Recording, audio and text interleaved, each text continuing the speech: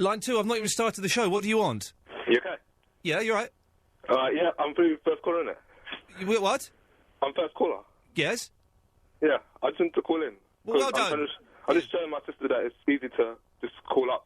Well done. You've proved that it is. Wow. Iain Lee. Hello.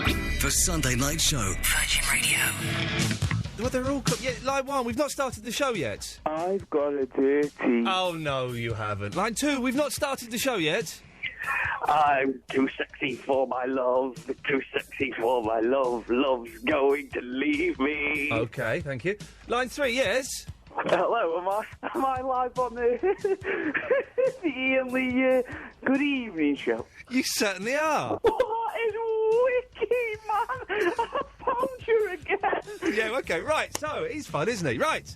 It's Sunday night. It was back on a Sunday night. This feels proper. I feel like we're in our own home again. I had an email from someone saying she didn't like me filling in for Jeff, but I've deleted it. So that's well, I say I had an email. I had about 7,000 of them. Right. So Iain Lee, Sunday night. Davis, the producer, is here. Good evening, Davis. Good evening. Good weekend. It was beautiful. That makes it sound like you just had lots of sex. Not really. Okay. I remember the last time I had sex. Anyway, so. Oh, and let me just take one more of these. Yes, line 1, what do you want? It was no one's fault. OK, I didn't hear. Line 2, what do you want? Hello, I want to suck your cock. Oh! Well caught there. Yes, thank you, man. We're fine there. I'll let you take the calls now, Davis. That's not a bad idea. Yes. OK, she wants to suck my court. I don't think you can suck a court, can you? Is that what she was going to... I don't know. Right. 033, you can answer the phones now, I'm going to turn the fader down on you. 0330 123 1215 is the telephone number if you want to give us a call. So, it's Sunday night, and my brain is a little bit befuddled because I had a 4.5-hour doze this afternoon. 4.5 hours. If no one's calling in, Dave, you shouldn't come back on the radio. As soon as you see that light go... I'm on it. You get on it. I am on bitch. 4.5 hours doze today. That's not really a doze, though, is it? That's it's more sleep. of a... Yeah. That's a full night's sleep I had this afternoon. And it was great. I had it in 3 stages. I had one hour dozing in front of the snooker, woke up, went and had a wee, came back, had another 45 minutes in front of the snooker, woke up really hot, so went to the room at the back of the flat. There's a tiny sofa there, and I like it because you get really compact, and had like 2.25 hours doze there. You were like a nomadic sleeper. Oh, it was fan-bloody... Excuse my language. Fan-bloody-tastic, I'll be honest with you. But so that means I'm... the phone's not ringing yet. There's a phone call. Go and get it. Tonight, ladies and gentlemen, we are celebrating the magic of slippers. Now, I know, Virgin, it's young, it's trendy. It's not really. It's about 25 to 47, I think, is the age bracket. Oh, can we... There's another thing, actually. Can we find the oldest Virgin listener as well? Oh, we did that the other day, didn't we? I think there's 84 in the end. Right. Sorry, my mind is it's going to be a rambling show this evening. I do apologise. It's like summer out there, for Christ's sake. Yes, the magic of slippers. Do you own a pair of slippers? Of course you do. Everyone does. And if you don't own a pair of slippers, you are a pervert. What a weirdo. What do? You wear your shoes indoors, do you? Do you do that? Or do you walk around barefoot? Because neither of those are the right way to behave. Both of those are incorrect behaviours to follow. Slippers are the most fantastic thing ever invented. It's a fact. 0330 123 1215 is the telephone number if you wish to give us a call. Tonight we are celebrating the magic of slippers. I was going to bring mine tonight, but I didn't want to sully them in the filthy Virgin Radio studios. And I'll be honest, these are filthy. Look, it's filth. There's a muffin over there. Someone has eaten left a muffin they've picked at over here. I've got Christian O'Connell's live reads. There's a chicken in the corner as well. There is a chicken in the corner, and the floor is just disgusting. That's why I'm not wearing slippers here. Or another thing that's as weird as not having slippers, and if you do not own slippers, you are definitely some kind of sexual deviant. Fact. But another weird thing, and obviously they do this in Japan, the greatest country in the world, that's fine, because they're Japanese, they're allowed to do it. But when you go around someone's house and they go, shoes, could you take your shoes off, please? That's not right. If I'm coming round to your house, I don't want to take my shoes off and walk around your house in my socks. That's inappropriate behaviour. It's always on a day where you haven't changed your socks as well. Yeah, exactly, and I wear odd socks, I don't, socks. Or one with a hole in or something. Oh, yeah. It's embarrassing. Shoes. Yeah? Take them off. I'm going. If I go around anyone's house, they tell me to take their shoes off, I stick my fingers up at them and I walk out and I go to... You might as well ask if you're the sort of person, phone up if you're the sort of person who makes someone take their shoes off when they come round. I think those people will phone up in their droves and they'll be proud. They'll be yes, Ian, I make people take their shoes off and I'm flipping proud of it. But why would you do that? It's not in case somebody stepped in dog muck or something and then or it's been a muddy day or something, they've just had the carpets cleaned. If it's been chucking down... No one gets their carpets cleaned anymore. A lot of people get their carpets cleaned. Who gets their what? Actually gets a man to come round and... steam the carpet. It's great. Once a year, and the house looks perfect. I had to get round my mum's house once. She fell, and she knocked her head and cut her head quite badly, so there was a lot of blood everywhere. And this is ages ago. And I had to get a man round to clean the carpet. And I think he thought I'd murdered my mother. I think, because there was this blood in... I said, this is my mum's house. There's a blood stain upstairs in the carpet. And he was like, oh. And I said, and I made the joke, don't worry, I've not murdered her. And he went, oh, yeah, okay. And he didn't want to do it, did not want to do the job, because he thought I was, I committed matricide. Is that the word? Yes, I think it is. 0330 123 1215. Don't worry, Davis, they'll go for the slippers topic. I guarantee I'm not worried. I'm not worried. Listen, if they don't go for it, I've got some great music tonight. I've got Don Henley. Yeah, they better go for it, otherwise we're playing Don Henley all night. Sweet Christ. 0330 123 1215. So, if you don't own slippers, use one of them perverts, simple as. Will you phone up and admit that you make people take their shoes off when they come round to your house? Because that's not good enough at all. Let's go to line one. Line one is Ollie. Good evening, Ollie. Hello. Hello, Ollie. I've got slippers on. Good, well done, sir. The first person to phone up with slippers. Describe them to me, Ollie. They're blue, and on the inside there's a sort of rainbow multicoloured pattern. Whoa, hang on. This is some kind of crazy psychedelic slipper. On the inside there's a rainbow pattern. Yeah, it's kind of useless because that's the bit your foot goes in, so, yeah. But, yeah, it's cool. Is it like now, the stripes. How long have you had them for? About a year. I rarely wear them, but I have now. Good, well done. Now, why don't you wear them? What do you normally wear around the house? Well, what do you mean? In the evening I sometimes wear them, but I just haven't been doing it, really. Why not, you strange man? You need to wear them. How comfortable do you feel wearing them now? Unbelievably comfortable right now. There we go. I'm tempted to give you a prize or something for being the first caller who's admitting to wearing slippers. Thank you. But I have nothing to give away. Oh. So, I apologise for that, Ollie. But top 50 listeners? Get out of town. The top 50 listeners list will be... It has been updated. It will be on the Virgin Radio website whenever the technical HTML lady, Emily, gets back from wherever she's been. Now, for all we know, she may have been kidnapped. No one has any idea where she is. I hope she hasn't been kidnapped, otherwise I'm going to... I feel terrible if she actually has been kidnapped. 0330 123 1215. By the way, you can call in about anything you want. You don't have to call in about, the stuff I'm talking about. Yeah, the magic of slippers ain't going down that well. No, it's a slow burner. Everyone is hunting out their slippers. That's all it is. Or people have forgotten that they're wearing slippers. It's the only thing I've got. Let's have a look at... hang on. That's the problem when we do 5 nights in a row. We just run out of ideas. Yeah, they're all gone. Hang on, here we go. This is a bit of paper I've just found left in the studio. I think it may be from an old Jeff show. Oh, yeah. Who still wears shell suits? If slippers isn't working, it's going to be a clothing-based show this evening, right? If slippers ain't working, we'll go for the shell suits. Does anyone still... I never wore a shell suit the first time round, but I've seen a lot of people, chavvy people, wearing them again recently. Are they making some kind of comeback, or are they... I don't understand it. Surely, you wear one of those, mothers, you're gonna sweat, aren't you? You're gonna sweat. You sometimes see people wearing them at the gym, and I have to go to the gym this week for the first time in about a month. And Luke is gonna work my ass off. Oh, that sounds rather rude, doesn't it? I do apologise. 0330 123 1215. Shell suits and slippers. Ladies and gentlemen, it don't get no better than this. 0330 123 1215. When we come back, I expect that switchboard to be lit up. So ring up now, for God's sakes. You see what I see. Lucy! Hello, Ian. Hello, Lucy. You all right, love? Yeah, I'm all right. How are you? Yeah, you're in the top 50 list somewhere, aren't you? You're I am number number 9. nine. Number 9. I'm very excited by that. Number 9. It's very exciting. The list will be going up on the Virgin website, hopefully tomorrow, probably by Tuesday. I'm going to go and look at it and revel. Go and look at it and revel? In my number 9 status. Oh, OK, revel sounds, sounds kind of mucky. I like it. You don't... Oh, OK, that's fine. Yeah, no. I didn't mean to be mucky. Someone's just sent me a very, very funny yet very filthy email. Have they? Lino, shame on you, sir. Anyway. Yes. Lucy. What does it say about me that I'm really excited about slippers?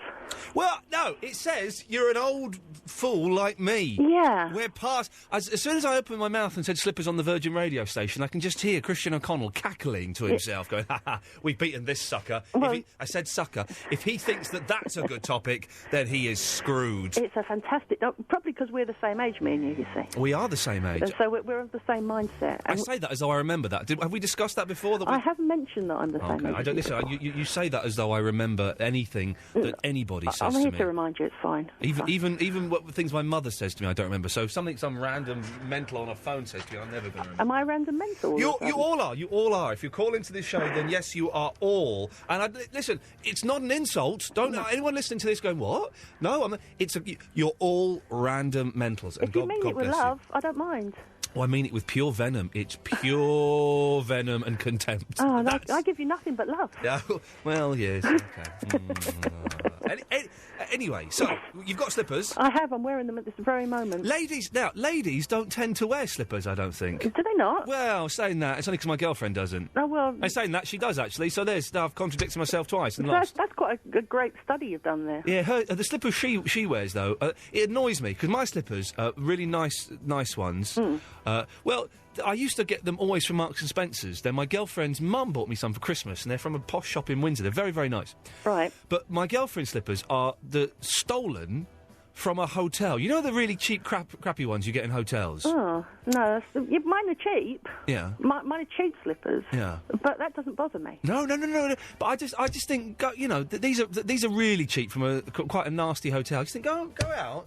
Spend a few quid, get some nice slippers, for God's sakes. They're offering you no support.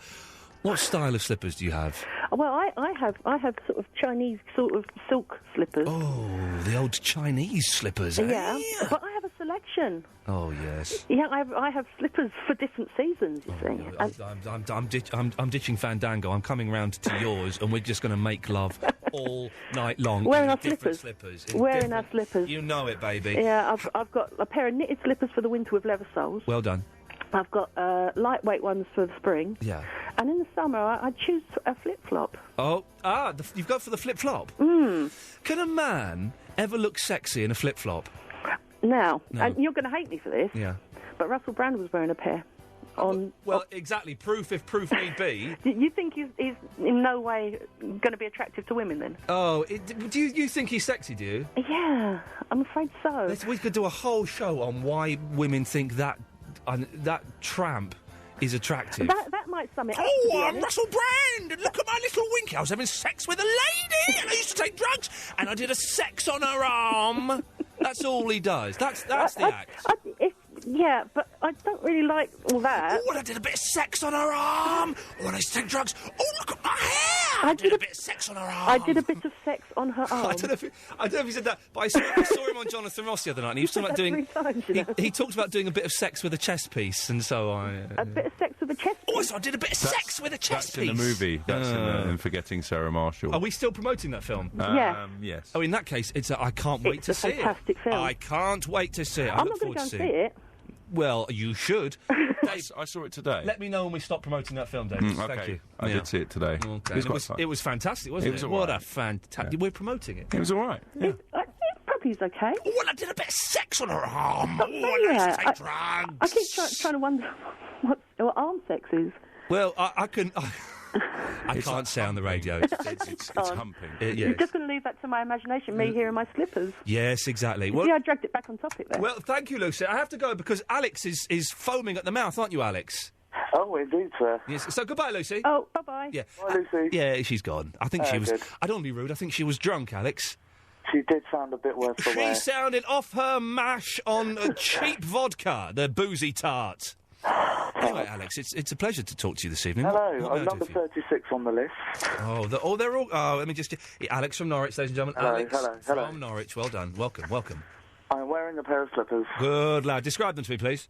They are dinosaur feet slippers. Oh, you've gone for the novelty slipper. I've had them for about 5 years. The novelty, okay. And No. does it always get a laugh? Did you have a girlfriend? I do. I have a fiancée. Thank you very much. Oh, I stepped back. That's, I believe, in the ranking system, that's one up from a girlfriend, isn't it? It is indeed. How long have you been engaged? We've been engaged for 3 months. And how long until you get married?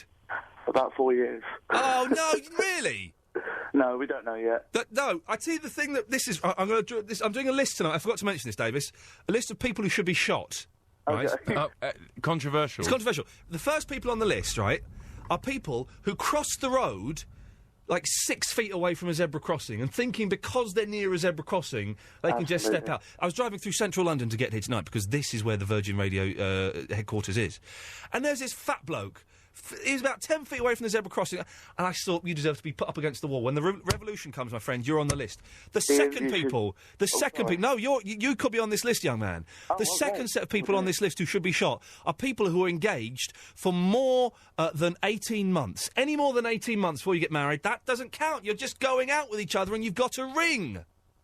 All right, calm down. Sorry, I did get very angry. I did actually get angry, but you're on the list of, not you personally, but engaged people. Right, okay. Alex, is there anything else? I've got to play an advert now. I'm late. Yes, what is the big deal with Wii Fit? Oh, I tell you what, we will talk about that. Stay there, my friend. We'll come back after this. Iain Lee. The Sunday Night Show. Virgin Radio. Mash it up!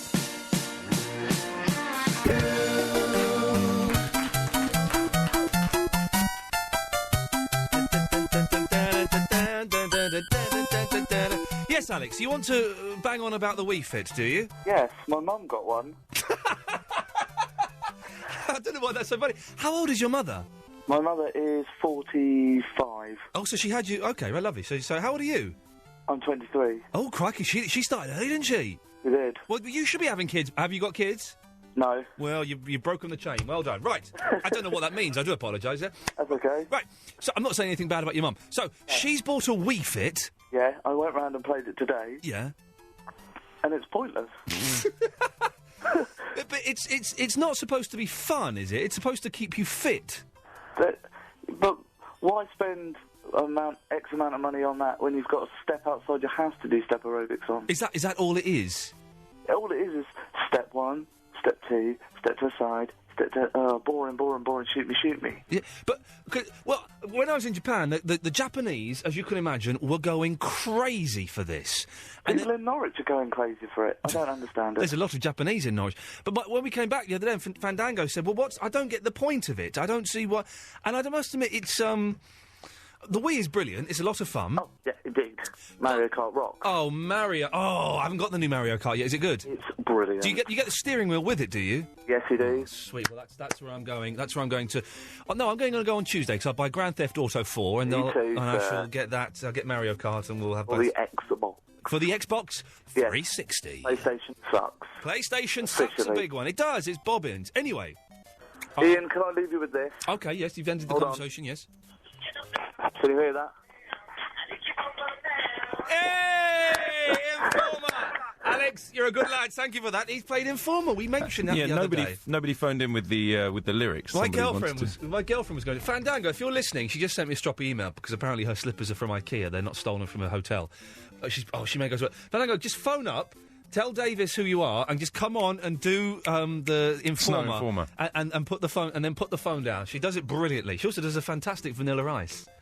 Really? Stop, collaborate, and listen. Does the whole thing. Wow. 0330. We could just run the bed for Queen Under Pressure, so she'd have the music. Yeah, exactly. And then it'd be sorted. there. 0330 123 1215. Yes, who's this? It's it's Jacob.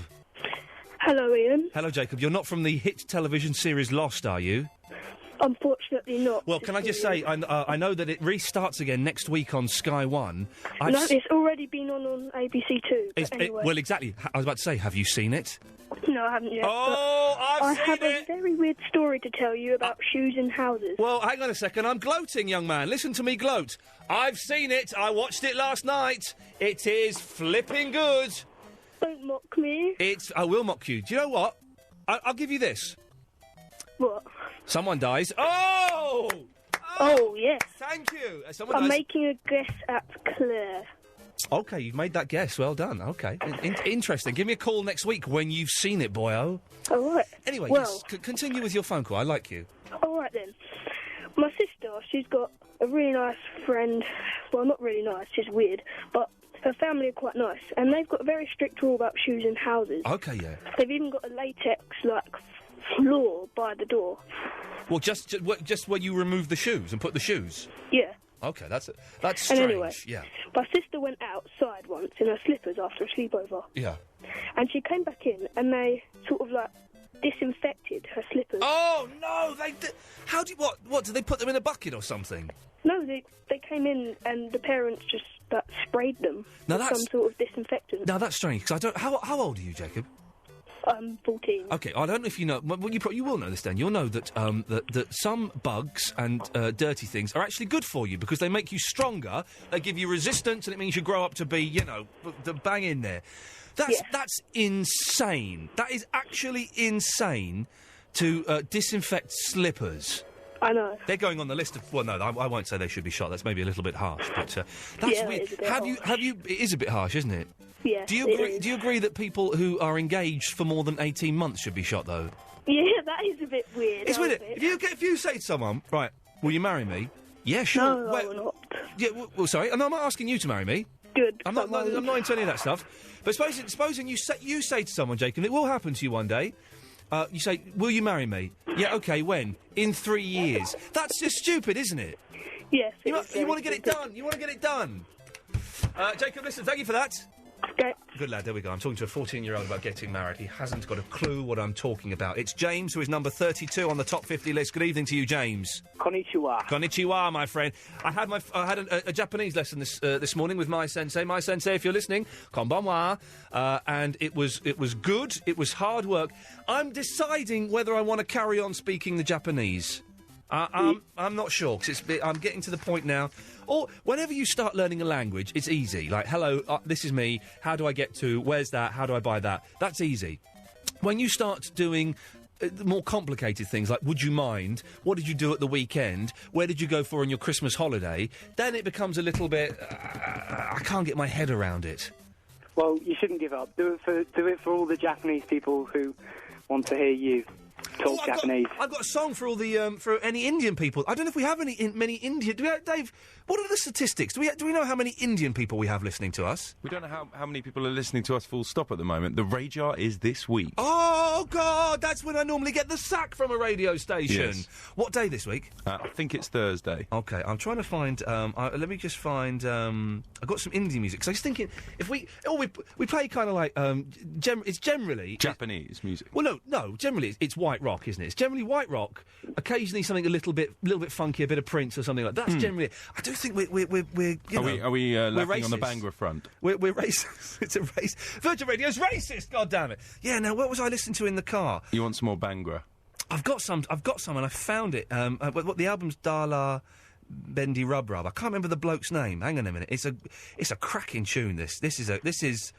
Hang on a minute. Right. Hang on, James. Yes. Talk about what you want to talk about. As soon as I find the song I'm looking for, I will stop you, and we're going to have a little bit of Bhangra. That'll be fine. Can I just say, I think you should put Russell Brand on your killing list. Well, this isn't Bhangra. No, it's just a bit of Indian music for you. I thought you wanted it. Okay, yeah, we'll have that. Bring it down a slight, but yeah, we'll have that. But while I find this, well, when I say people who should be shot, I don't want to name specific people because that becomes a little bit dark and macabre. Okay, what about people who were in that film and look like him, but not him? No, I can't put Russell Brand on the killing list. I can put him on the I don't get it list. Yeah, I don't either. Some of my friends just are in love with him, and I just don't get it. He's a freak. I mean, I've met him, and he's a as I'm sure you can imagine, he is a very, very nice bloke. But suddenly he's making movies. He's on Jonathan Russell's. He's the biggest thing in the world, and I don't get it at all. No, me neither. He's slightly odd. Oh, I can't find this flipping album. Hang on, maybe it's Bolo Mendy Rub Rub. Hang on a second, Bolo. Dave, can I have this music? Good. Can I have this in my Of course. My little box. I like do you this. Want it in there now? No. Well, can you do it now? Yeah. Well, if you I could try singing. Go on then. All right, you sing along. I can't actually hear it. Okay, right. Here we go. So there we go. Still can't really hear You won't be able to hear it. Let me put it in your hotkeys and then you can play it again. Oh, okay, right. I tell you, we'll turn that off because I found this now. This is it. This is the song is Dardy Rub Rub Cardi. Right. Oh no, that's not it. Hang on. Right, this I was listening to in the car. When I was in Pakistan 11 years ago, this was the huge hit of the day, right? It's a big fat Sikh guy, massive fat Sikh guy, doing all the bhangra. This song is fantastic, man. Listen to this. If this, Mr. Lloyd, if you're listening, if this is not on the Virgin Radio playlist by tomorrow morning, I swear to God, I'm gonna, do nothing at all. Here we go. There we go. He's not even started yet. That's the introduction. You wait till he comes. Listen to him sing.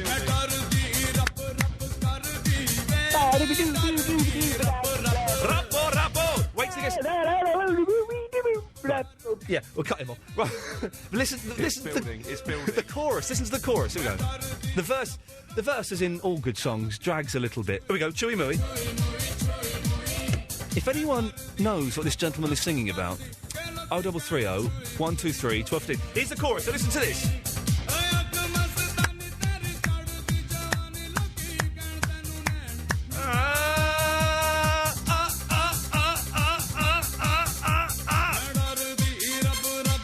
Do you remember that keyboard sound? Do you know what you've done there? Yes. I've now got to do all the PRS for this. Yeah. Which is brilliant. Now I've got to go and have a real listen and find out what the hell this track is. I know. I've got it. I've got the album. I need the PRS details on it and everything. His name is De La Mendy. The album is Bolo Tarara. The song is Dardy Rub Rub Cardi. Oh, brilliant. Yeah, you can email me that with the spelling. I will send you a lovely email with that. Oh, let's take one more call, then we'll play a proper record. I'll put the Indian bed in, by the way, for you as well. Thank you very much. Let's go to... Oh, yeah. Alan? Yeah? Yeah, oh... It's number 2 here. No, it's not, Alan. What? You're not on the list anymore. I'm fired. Sorry? I'm fired. Yeah, you should... Did you not know I was filling in for Jeff all of this week? Oh, damn, I forgot! Yes, well, you forgot. I was filling all this week, and on Thursday, we were asking everyone between numbers 1 and 10 on the top 50 listener list to call in by 11:30. If they didn't call in, they were fired. And you, Alan, were fired. Oh, I forgot! Well, that's not good enough. I'm going to have a topic for you tonight as well. You've got a topic for me? I'm wearing Super Mario slippers. Super Mario slippers. It's not. It's good, Alan. It's not good enough to get you back on the list, I'm afraid. Well, and you know the internet radio, they banned me from talking about you. Why? No, because they just don't want me to talk about you. Right. Well, I've got to ban you from talking about them then. Those losers. Yeah. Yeah. Well, if that's how they want to play it, then you can't talk about them. Well, I can still talk about Kate Lawler. Kate Lawler sent me a lovely text about you. All right. She says that you're her favourite caller. Really? Yeah, really. Yeah. Yeah, she's hot, yeah? Yeah, definitely. She's got great... Yeah, hasn't she? Anyway, Alan, was there anything else you wanted? Because I've got to play a record now. I've played too much of this. What are you playing? I'm playing, what, now or the next song? The next song? It's Atomic by... Oh, I'll tell you what. It's Atomic by Blondie. Would you like to introduce it for me? Absolutely, that was number 1. Yeah, it's my favourite song. And I need to get a time on the radio. It's 33 minutes to 20 to 11 on Sunday night with Iain on Virgin. It's Blondie with Atomic.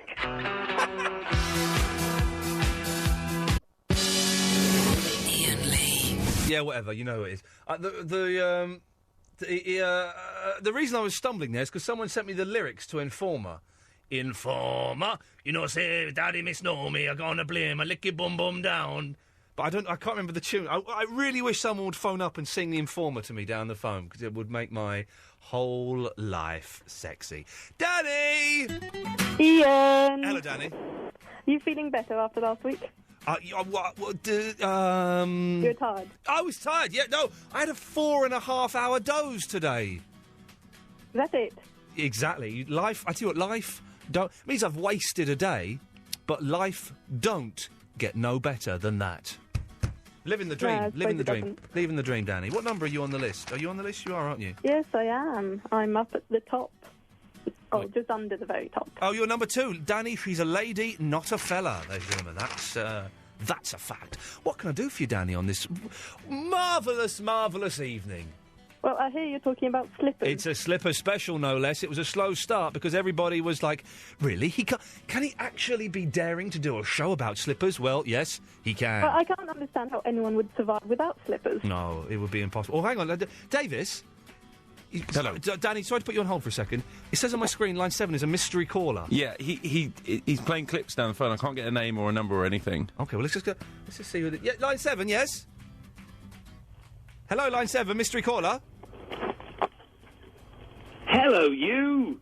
Oh, that's me. He's got a voice box. How do you do? Yeah, Danny? Yeah? Someone's playing recordings of me. Do you want to talk to him? I'd rather you spoke to yourself. OK. All right, hello, you. How are you? No, they're too... Yeah, what do you want, me? Pardon me. OK, you're welcome. But why have you called in? Do you think I know what's going on here? Yeah, I don't know what's going on here. What do you want? He bottled it. There we go. He didn't have... He was rubbish. He wasn't quick on the keys. He wasn't quick on the keys. He had the radio on and he didn't know... Absolute guff. Anyway, Danny, it wasn't worth interrupting you for that, but we're back with you. The focus is on you, Danny. What can I do for you? Well, just a little thing about slippers. You know, my mum has this fantastic talent for finding the perfect slippers. I don't know how she does it. A fantastic talent for finding the perfect slippers. But she finds the most comfortable ones ever. Yeah, mums are good at that kind of thing, aren't they? I knew that I'd got old about 3 or 4 years ago when my mum stopped buying me new slippers every Christmas. Every Christmas it was a bit of a running joke, Ian gets a new pair of slippers. And then she stopped about 3 years ago and I thought, yeah, that's the end of an era. Really. You really get through a pair of slippers in just a year? Oh, yeah, definitely. Oh, mine are at least two years old. Oh, no, no, you're not using them properly then. I am. I'm using them every day, I mean. Well, no, you're not using it. No, you've got it. Slippers don't last that long because you've got... No, I don't know. My mum finds really good quality ones. Yeah, my mum must have found cheapy ones. That'll be it. Danny, listen, I've got to go because I'm not taking many calls and it's a phone-in show, so I'm going to rattle through these. Now, Stuart. Hello. Hello, Stuart. I was going to talk to you about slippers as well. Well, it's a slipper special. Everyone can talk to me about slippers. Who'd have thought, right? The Virgin radio station would be having on a Sunday night a phone-in slipper special. 6 months ago, it was not deemed possible. Now the odds would have been incredulous. Oh, it just would not have happened. But now, my friend, it's actually happening. Best slippers I've ever owned. Oh, yes. Currently on. Oh, describe and tell me where they're from, please. Brother-in-law went to Ireland. Yes.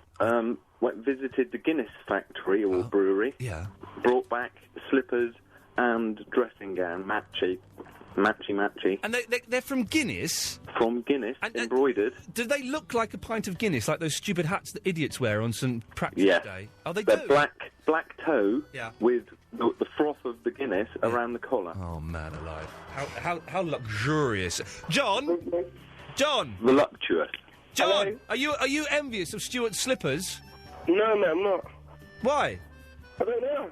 Well, maybe you didn't hear. Stuart, describe your slippers to John again.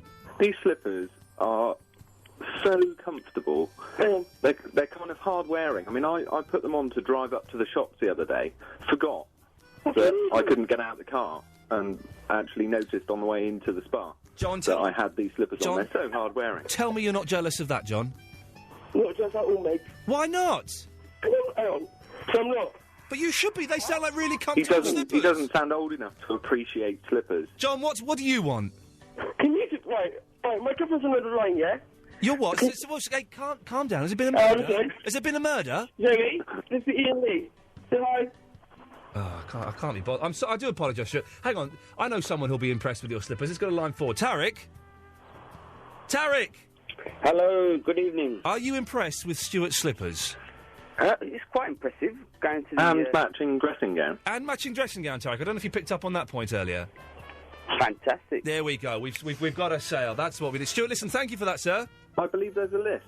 There is. I'm not a member. Correct. Tarek. Good evening. Good evening. Wow, that was long. Yeah. Quick slipper one. Yeah. I actually sometimes wear my old next door neighbour, poor old Wally, who's passed away about 5 years ago. Yeah, don't tell me that. His slippers. No, you don't. Oh, jeez, you don't wear a dead man's slippers, do you? Yeah. You've taken this whole thing into a slightly darker, macabre. It's very macabre where you've taken this now. So yeah. When how did Wally die? Oh, he was just old age, I think. Right. And was he wearing the slippers when he passed over? No, he gave it to me just before he passed away. Oh no! I thought in his memory, I'd wear it. You're wearing a dead man's slippers. That's like buying pants from Oxfam or something. Wally was my friend. Yeah. All right, describe this dead man's slippers, you sicko. They're brown. Yeah. They're like tartan. But the thing is, you can't wear another man's slippers because I would struggle at wearing another man's shoe. Although this week I tried on a pair of shoes with a huge Cuban heel. I'm going to start getting into Cuban heels. Honestly, I'm doing some programming, so I had to go to a costume fitters and tried on all these shoes. I tried on a great pair of shoes. Cuban heel about 1.5 inches. What is a Cuban heel? Excuse me? Yeah, I'm not well cultured. Right, Tarek, your homework this week is to research Cuban heels, and when you come back next week, I want a 2-minute oral piece on Cuban heels, please. Can you do that? You're on. Tarek, I'll speak to you next week. One more thing. Yeah, all right, calm down. Lost. Yeah. Mate, have you seen my head's spinning. It's good, isn't it? Don't say anything because a lot of people. No. My uncle Don showed it to me. But my uncle Don Load showed it to me as well last night. It is brilliant. I'm mixed up. Without saying anything, when that person dies, I'm quite I'm confused when he said that. Who is that? You mean you don't know who died? No. But did you not see the same episode I saw then? I did. Where they're in the house? Oh, yeah. Yeah, Tarek, we'll leave it there. Thank you very much indeed. 0330 123 1215 is the telephone number. I've been sent a package, by the way, from Sophio Hagbag. I don't know what this is. If anyone wants to phone up and be on the phone whilst I open this package, it could be anything. Yeah. They were very insistent that it got to you. Did they come and deliver it by hand? I think so, yeah. Oh, really? Because it's addressed. It arrived today. Oh, God. Okay, they've put their own address on it. I think they've posted it to themselves and then hand-delivered it And then here. on the back it says, to Iain, spelt incorrectly, Sunday night shift. It doesn't even say Virgin Radio on it, does it? It might not be for you. Well, Iain is spelt wrong. If you want to be on the phone whilst I open this package, yes, I am prepared to offer that as an exclusive. The mysterious package, 0330 123 1215. We won't open this, Davis, until we get a call from someone who wants to... Talking of heels, by the way, Cuban heels, I realise I'm wearing shoes with 1.5-inch heels. It's great, isn't it? It's brilliant. Yeah. When I take them off, I feel I do actually sort of sink. Well, I'm filming some nonsense in a couple of weeks, and so I have to go and get a costume, and it's a... for anyone who's coming to this and knows what I'm talking about, I am going to look hot. I am going to look hot because it's a great outfit. But the shoes have got a big 1.5 inch heel. But the thing is, the trousers are quite long, so they cover the heel. So for ages, I was staring at myself in the mirror saying, I look different. My legs look longer. It's because you feel more important as well. Yeah, it's a whole thing. It's why women wear high heels at work, because it makes them feel more important and taller. Height is a great power. Do you find high heels sexy? Like proper stilettos? Why? I do. They give me I tell you what gives me the raging horn, pardon my French, boots with a high heel. Because it makes the woman more powerful because she's taller, and therefore it makes you a little bit more, maybe, curious about a powerful woman. I don't want to listen. We're not going nuts, magazine. That's not what we do. So if you're a woman and you find, I can't think of a woman finding any form of footwear on a man sexy though. There's no sexy sandals. Footwear. Oh, sandals.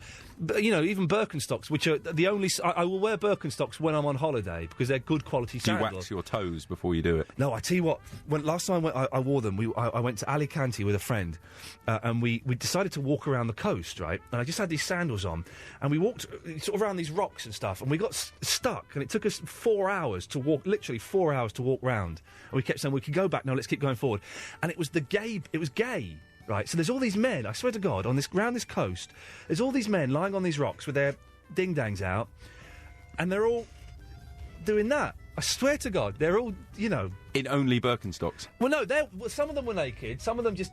It was very, very bizarre. So there's me and my friend, and, we're good-looking fellas. We're good-looking fellas. We're walking around going, don't look at him, don't look at him, he's skiing with him. So we did...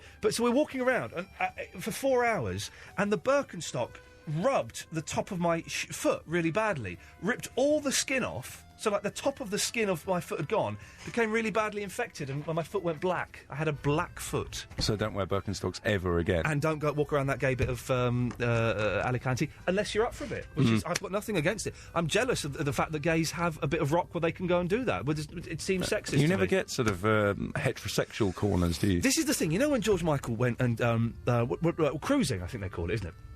And there's these places where if you're a gay... Hampstead Heath in North London, very famous. If you're a gay man, you go there at night, you get a bit of that. A friend of mine was walking the dog there the other day and got flashed. He got flashed by a man. Walking the dog, that's a euphemism, isn't it? But there's nowhere, as a heterosexual male, I could go and pick up a woman in the woods, have a quick fumble, and then go. There's nowhere. And that is sexist. Maybe you should start off a club. I think I will do. Maybe you should take over Hampstead Heath, the heterosexual brigade. Maybe they should have like gay night in pub. They should have like a straight night in Hampstead Heath. I'll try and sort it out. Anyway, time for me to play a record. 0330 123 1215. We're looking for someone to open my package with me. Thank you. Wow. Iain Lee. Hello. For Sunday Night Show. Virgin Radio. Finished that hour a minute early. Look, a minute and a half before it's 11 o'clock. I don't really know. I don't know what to... The timing's all gone to cock. It's a minute and a half to... Not really anything I could... Just fill. Yeah. I don't want to, start there. Oh, God. There's only a minute to go. It'll be fine in a... If I use up any of the material I have... We might be short for the next hour. We'll be short for we could actually be 3 minutes short at the end of the show. Is it Tim tonight? Yes. He gets stroppy when we do that. We were short a couple of weeks ago, the other week, and he went mental, so I don't really want to do that. So we'll just it's nearly there now. It's only 35 seconds to go, and then we'll play this bit of music again. We'll start it all up. It'll be absolutely fine, I guarantee it. So just hang in there. If you're listening, hang in there. Look, 23 seconds to go now. We're nearly there. It wasn't that painful, was it? No. You could have played the countdown music, actually, there. You could have started the show bang on. Could have done. Yeah. 13 seconds. What I'm going to do is I just need to sort this out. There we go. Yeah. This is amazing radio. 5 seconds. 2... Oh, it's... Wow. We're there! Iain Lee. Yeah. For Sunday Night Show. Whatever. I'm back in the New York groove. So, on Saturday, I watched a brilliant film. It was brilliant, called The King of Kong. It is... it's not been released over here. A friend of mine... Was it Uncle Don again? No, surprisingly, it wasn't Uncle Don, but I've looked for... It was, I don't know, someone gave it to me. And it's brilliant. It's a documentary... about a guy trying to break the world record on Donkey Kong. And it starts off, it's hilarious. It's really funny. By the end, it's actually quite moving. And if anyone has seen it, Billy Mitchell, what an absolute bumhole that man is, isn't he? Awful. He's held the world record for Donkey Kong for like 25 years or something. He's like that long jumper. Do you remember the guy who broke the long jump record in the '68 Olympics? I think his name was Bob Beamon, and he was it wasn't broken for 30 years or something. He was really cocky. He'd go to the Olympics and be really cocky. No one's going to beat my record. So it was in Mexico City where there's high altitude, right? And so people cut cheating. through you. Yeah, cheating basically. But can people jump higher longer in Mexico City? Then? Well, the air's thinner, so you get through it more easily. That's not true. That's true, yeah. Is that true? High altitude, yeah. Can we get Sean Lloyd or any weather-based people, if you're listening, 0330... Weather-based people? Well, it's a weather. 0330 123 1215. Is that true? If you can jump through Mexican air better than you can normal air? You can, because it's thinner. There's less resistance. OK, carry on. That's right. So anyway, so this guy, Billy Mitchell, he was like the Bob Beamon of the Donkey Kong world. Okay, yes. Because he held the record for so long. Oh, hang on, I'm telling you the story about the film. You were that's what I was just drawing an analogy. Okay, right, okay. But he was there's a very funny bit. He refused. There's another guy. What's his name? Steve Wiebe, who's the guy who's the challenger, and he makes this first challenge and he films it. And the World Federation, Twin Galaxies, they're like, we think you've tampered with your Donkey Kong cabinet. So he then goes to this tournament, and Billy Mitchell won't come and meet him at a tournament. And there's a brilliant bit where they finally get to meet, and Steve Wiebe's playing Donkey Kong at this 4-day tournament, and waiting for Billy Mitchell to turn up. Billy Mitchell turns up with his wife. Steve goes, "All right, Billy," and Billy turns to his wife and goes, "There's some people I don't want to be around too much," and walks away. It's a real Hollywood moment. Oh, it's a brilliant. Anyway, all in all, that got me to thinking: is there anything that you are the best at in the world? Not necessarily a world record, but is there something that you are the best at in the world? Now, I'm trying to think. I would say I'm probably the best in the world at answering questions about the Monkees, the pop group. I'm the best in the world, and I've proved that by winning Mastermind, and that was my specialist subject, was the Monkees. So I think anyone could phone up this evening and ask me a question about the Monkees. I will know the answer. I'm the best in the world at that. I would go, if there were world championships, I would enter it for that. Davis, is there anything that you're the best in the world at? I think I may be a world authority on James Bond. Oh, I think really? Just maybe. We've spoken about Bond before. Yeah. You know your stuff. I know my stuff. Yeah. All right, well, OK, here we go. This is the challenge for you. There's two things here. First of all, if you're listening, is there anything that you are the best in the world at? No, I don't mean world records, because world records are rubbish. 0330 123 1215 is the telephone number if you want to give us a call. And also, if you have a question about pop group The Monkees or James Bond that you wish to ask Davis on air, don't just phone him up and ask him, because that's just between you and him then, and it's no entertainment for us. It's boring. But if you have a question about Bond or The Monkees, 0330 123 1215, and we will prove that our claims about being the world best, it's not just huff and puff. It's based on scientific rock hard fact. I've been watching those movies since I was a teeny tiny child. Well, OK, here's a question. Who's the best Bond? Who's the best Bond? Yeah. I think it's got to be Connery, hasn't it? Well, you're already... Well, it's got to be Connery. Well, how can you say... at the first No, hurdle. you can't. No, it's not Roger Moore. It's not Roger Moore. It is Moore. No, it's just not Roger Moore. We're not getting into an argument about who the best Bond was. No, we should do, because you are wrong. Connery was rubbish. His films are rubbish. His acting was rubbish. He's the closest. Actually, I might even say Brosnan, because he was the closest to the Fleming's books. Yeah. Moore was just a comedy character. Moore was flippant. Bond did not raise his eyebrow. Did not have an eyebrow, and he also didn't smoke cigars either. Calm down. OK, we'll give you a second chance to redeem yourself. What's the best James Bond film? The best James Bond film is probably Thunderball. Oh, for good... are you being serious? It's a great film. Thunderball, that's just... Or Goldfinger. Thunderball is just, or Goldfinger. Thunderball is just Never Say Never Again, isn't it? Well, it's the original Never Say Never Again, which is not classified as a Bond movie. I was about to say, is that actually no, a Bond film? It was made by Warner Brothers. OK, there's no broccoli involved, is there? No broccoli, no. No, OK, well, you're wrong. I'm trying to see if I've got the theme tune to what is the best James Bond film in the world on my iPod. You're going to say more one. It's going to be View to a Kill or something like that. View to a Kill is That was rubbish. the worst. It was the worst ever. No, the worst ever was Octopussy. No, I dispute that, because the girls are really hot in Octopussy. I went to the pictures to see Octopussy with my mum. I was only about 10, and it sucked. And also, Moonraker's pretty poor. Well, why are iPods so difficult? Every time you spin the wheel a little bit too fast... I'm on M now. So I do like to consider myself as an authority on Bond, anyway. OK, well, so 0330 123 1215 is the phone number. If you have any questions about Bond, then call up. Hang on, I'm going to find this, because this is... I could just say the name of the film, couldn't I? Just say the name of the film. Live and Let Die. Live and Let Die! But there's no Q in Live and Let Die. So he's not in the it. fact you know that's good. Well Q done. is not in Live and Let Die. But it's brilliant, man. There's the Yaphet Kotto gets inflated by helium and blows up. Which is good, and Kananga is pretty cool as well. Yeah, and as the baddie. Who's the woman in that one? Because she's hot. It's Jane Seymour. Jane Seymour. Yeah, and she reads the cards. And he cheats, though, because he has the lover or something, like loads of them. He does. So she has to sleep with him. Here's a bit of Bond trivia for you. If you look carefully, the cards, on the back of the cards, they all say 007 on them. How do they? See, Yeah. the fact you know that makes me an authority on Bond. Yeah, you're pretty good actually. Hang on, give me. This is a Right, quick. so- Don't worry, I'm going to find it, and then we'll just. Yeah, I'll tell you what the best James Bond film is of all time. Is it Live and Let Die? This isn't Paul McCartney and Wings. This is the version by Synthisonic Sounds. Well, we'll have a little listen. Let's have a listen to this. This I know it's not PRS. Don't worry. We'll write it all down. It'll be fun. Let's take a. Ben. Yeah. We're just playing a. When you were young and your heart was an open book, you used to say. This might be the version when they're in the Fillet of Soul in New Orleans when the girl comes on stage. See, I am an authority. He's good. But Ben, are you a fan of James Bond? No, not really. You can't say I am. Sorry, what? No. English? Yeah, okay. English. Yes. Right. I'm here for Eddie Grant. Eddie Grant's testicles. Long-time listener. Yeah.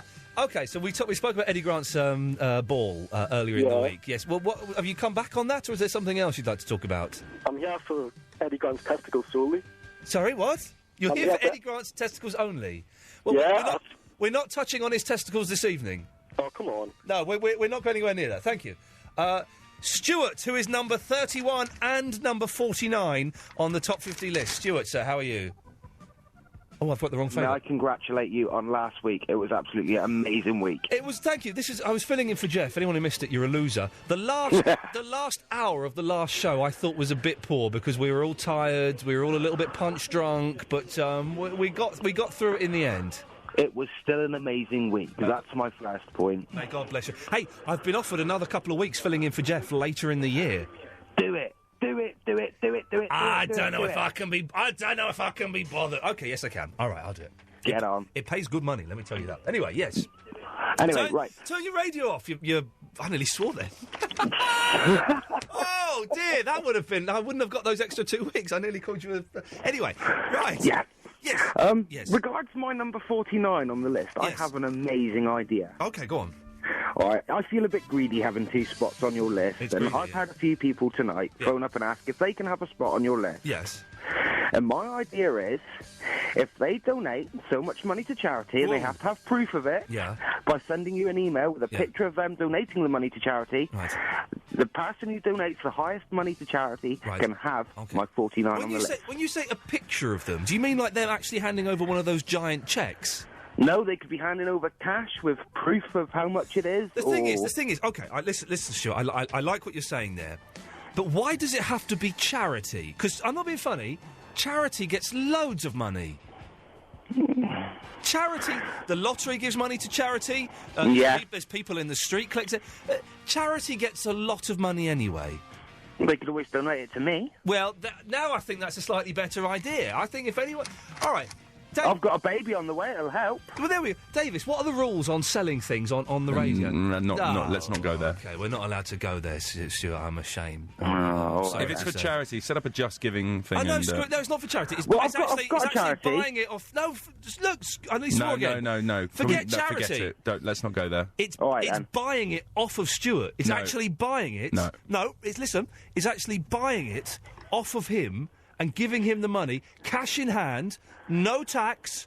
No national insurance. If it has nothing to do with us. Oh, but no, we're the broker here. No, we can't do it. We're claiming 15%. No, we are claiming 15% of whatever money Stuart is offered, cash in hand. We take that. It goes in the back pocket. No one gets to know about it at all, apart from the listener. Tax to the taxman. Oh, it's all a big joke because we're a bit crazy. It's all a bit joke. You seriously see Honest a problem with that? It's all a big joke. Okay, so I think Davis is coming down a little bit harsh there, but I've got to go with what the producer says, Stuart. I'm afraid. Sorry, you're stuck with 2 positions on the list. I'm afraid. Sophie. Hi, can I be with you while you open your package? Oh, yes, of course you can. Now, let's get some package opening music. Hang on a second. I think it is actually from a Sophie, isn't it? Sophie, it's not from you, is it? No. Okay, right, this is from Sophia Hagbag. And her address is here. She lives at flat 5. That's all I'll give away. But she lives at flat 5 somewhere. And she sent me, she's a package which may have been hand-delivered because it's got her address on it. If you're in flat 4 or 6, just knock on the wall and it may be your next-door neighbour. And tell her she's on the radio. Now, okay, I'm opening Do we it need up. a gas mask for this? No, okay, I'm opening up. Dear Ian, spelt wrong. She spelt it wrong, okay. I got your email. Oh, this was the email that we sent out, the whatever that email is. Was it abusive? No, the one I sent out saying, hello, I'm Iain Lee, thanks everyone for writing to me. Oh, yes, the playlist letter. The playlist letter. Or the playlist. Whatever, or I don't know whatever, what it is. the press, All I know is I wrote it and it got changed. Anyway, I got your email, as I'm sure many others did too, but I just wanted to say that there's no reason to put yourself down. You'll race. Have a great Sunday night session. I don't do sessions, as Ben Jones does a session, doesn't he? I'll be sure to tune in. And, oh, here we go. She's on the blag. Does she want something? She wants signed pictures. And if happen to like this lovely band whose CD I've enclosed... Here we go. Please play them. It would mean a lot to us as a small independent label. What are the band called? Check out our cosy festival and maybe I'll get to see you there in September. Lots of sunshine, Sophia. They're called The Young Republic. 12 Tales from Winter City. Is it a whole album she sent us? A whole album. I'm sort of... I know it's something we shouldn't do, but I'll come in and I'll get one for you. I'll do it. Here we go. Hang on, let's... We'll do it. I don't listen. I hope Mr. Lloyd won't be listening tonight. He's heard me all week. He's sick of me. Right. So this is the only time we're ever going to do this. We'll never don't send in anything. No, don't, because we won't. They normally go in the bin. It's because she's. Have you got CD one there? CD one on the desk. Okay. Well, Sophia. Sorry, Sophie. Yeah. So a bit boring, wasn't it? In the end. Yeah. All right. Steady on. Kinsey says, pick a track between 1 and 12. 8. You want track number 8, which is called Real Love, brackets, at the end. Look, this is like when I used to work at XFM, I used to do all this. Right, okay, here we go. So this is The Young Republic, Real Love, at the end. Here we go. You got a letter back and Nah, it's rubbish. It's rubbish, isn't it? I was going to say, actually, that didn't sound too bad. All right, let's have a listen again. Let's have a listen. Here we go. You got a letter back and a heart attack just from walking. A letter back and a heart attack. I like that. It's a good rhyme. It's a good rhyme. It's slowly sinking in. It's a sick... I'll be honest, it's better than some of the rubbish we play on this radio station. I'm not being specific. We're not on this show. We only play good music on this show. But I've heard... Sophie? Yeah. How old are you, Sophie? 17. What year were you born? 1991. Okay, it's just you sound 12. Right. So, do people say that you sound young? Yeah. Okay, well they're right. What do you like pop music and hits and stuff? What? Yeah. What do you? This is quite nice, actually, isn't it? It is quite nice. No, it's crap. All right, so what's your language, you potty mouth? For goodness' sake. Sounds like they're drunk. Sounds like they're drunk. You're 12. This is quite nice. Now, we've got Denise on line 1 who wanted to ask you a Monkeys question, but if she's such a music authority, she might be able to give us what do you reckon feedback. to this? Denise? What? What's everyone got the strop on for? Denise, what do you reckon to this? It's not bad, is it? No, it's all right. It's all right. Yeah. I'll certainly take it home and put it on my iPod. Yeah. But I won't be playing it on the radio again because I'm not allowed to. Right, Denise, you got a question about the Monkeys, have you? I've got 2, actually. Oh, bring it on. Right, the first one, Agnes Bitt's mum. She invented Tipex. Next. Yeah. Next one. What race course did Davy Jones ride the winner at? Newmarket. Haymarket. Haymarket. No. What one then?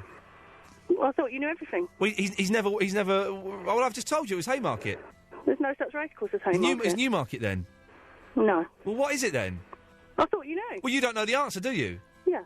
Well, you just made that up. Get out of here, you cheeky mez. Who's this? Hello? Hello? Who's that? It's Neil. Neil, what do you reckon? This is all right, isn't it? Yeah, it's not bad. It's not bad, is it? I'll stop playing it now because I'll probably get in trouble or something. But yes, anyway, Neil, what can I do for you? Yeah, I just wanted to say something. You know, before, there was that guy who said that Xbox 360 is better than PlayStation. That's correct, it is. Yeah, he can burn. It's not. It's... Whoa. Excuse me. Yeah. I've been playing PlayStation since I was, 6 years old, So right? you're what we would call a fanboy. Yeah, carry on. And, statistically, and electronically, PS3. Okay, get to the point. Yeah, statistically and Get to the point, and I'll tell you why you're wrong. PS3 is better than Xbox 360. Okay, I'll tell you why you're wrong. Why? It hasn't got such good games. Fact. No.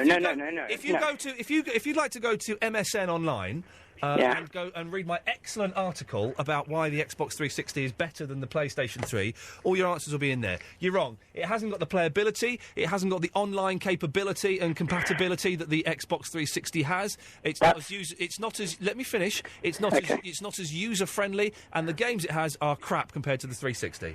Okay, I'll tell you why you're wrong again. Okay. Number one, the PS3... Oh, I've accidentally cut you off for being really, really boring. 0330 123 1215. More of your calls after this. Thank you. You shouldn't talk to me when I'm coming to the end of an ad. Hang on.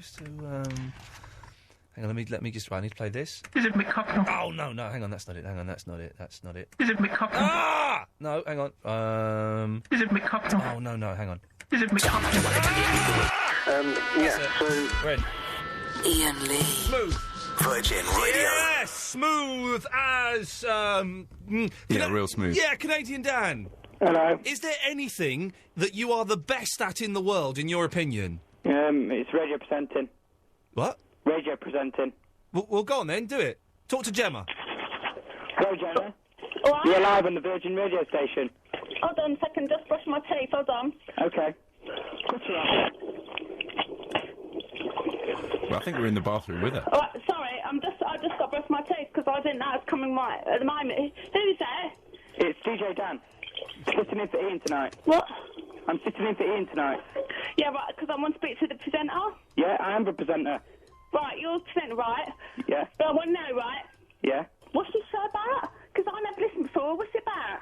It's Virgin Radio, and I'm sitting in for Iain Lee. Yeah, but what? We're speaking about slippers tonight. Do you own a pair of slippers? I ain't got nothing to say about slippers. Well, okay, is there anything you're good at? Not really. I don't know, go a bit everything. Aside from brushing your teeth? I stupid think so.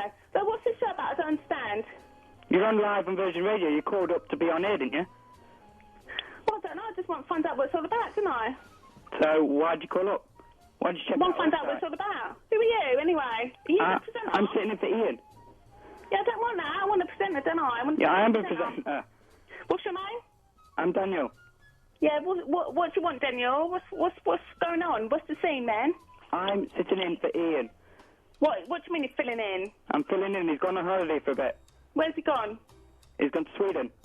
With Jack. Sweden? Yeah, with Jack. Yeah, I don't think so. I listened to him a bit before. I don't know what's going on. I was listening to him about, 10 minutes ago, 15 minutes ago. Yeah, he's just departed now. What do you mean he's just departed now? That doesn't make sense. He's just gone. Out of the studio. I've just set it in for him. Yeah, well, you sound like you're on the telephone. You don't sound like you're in the studio. Are you on the telephone? You're in the studio.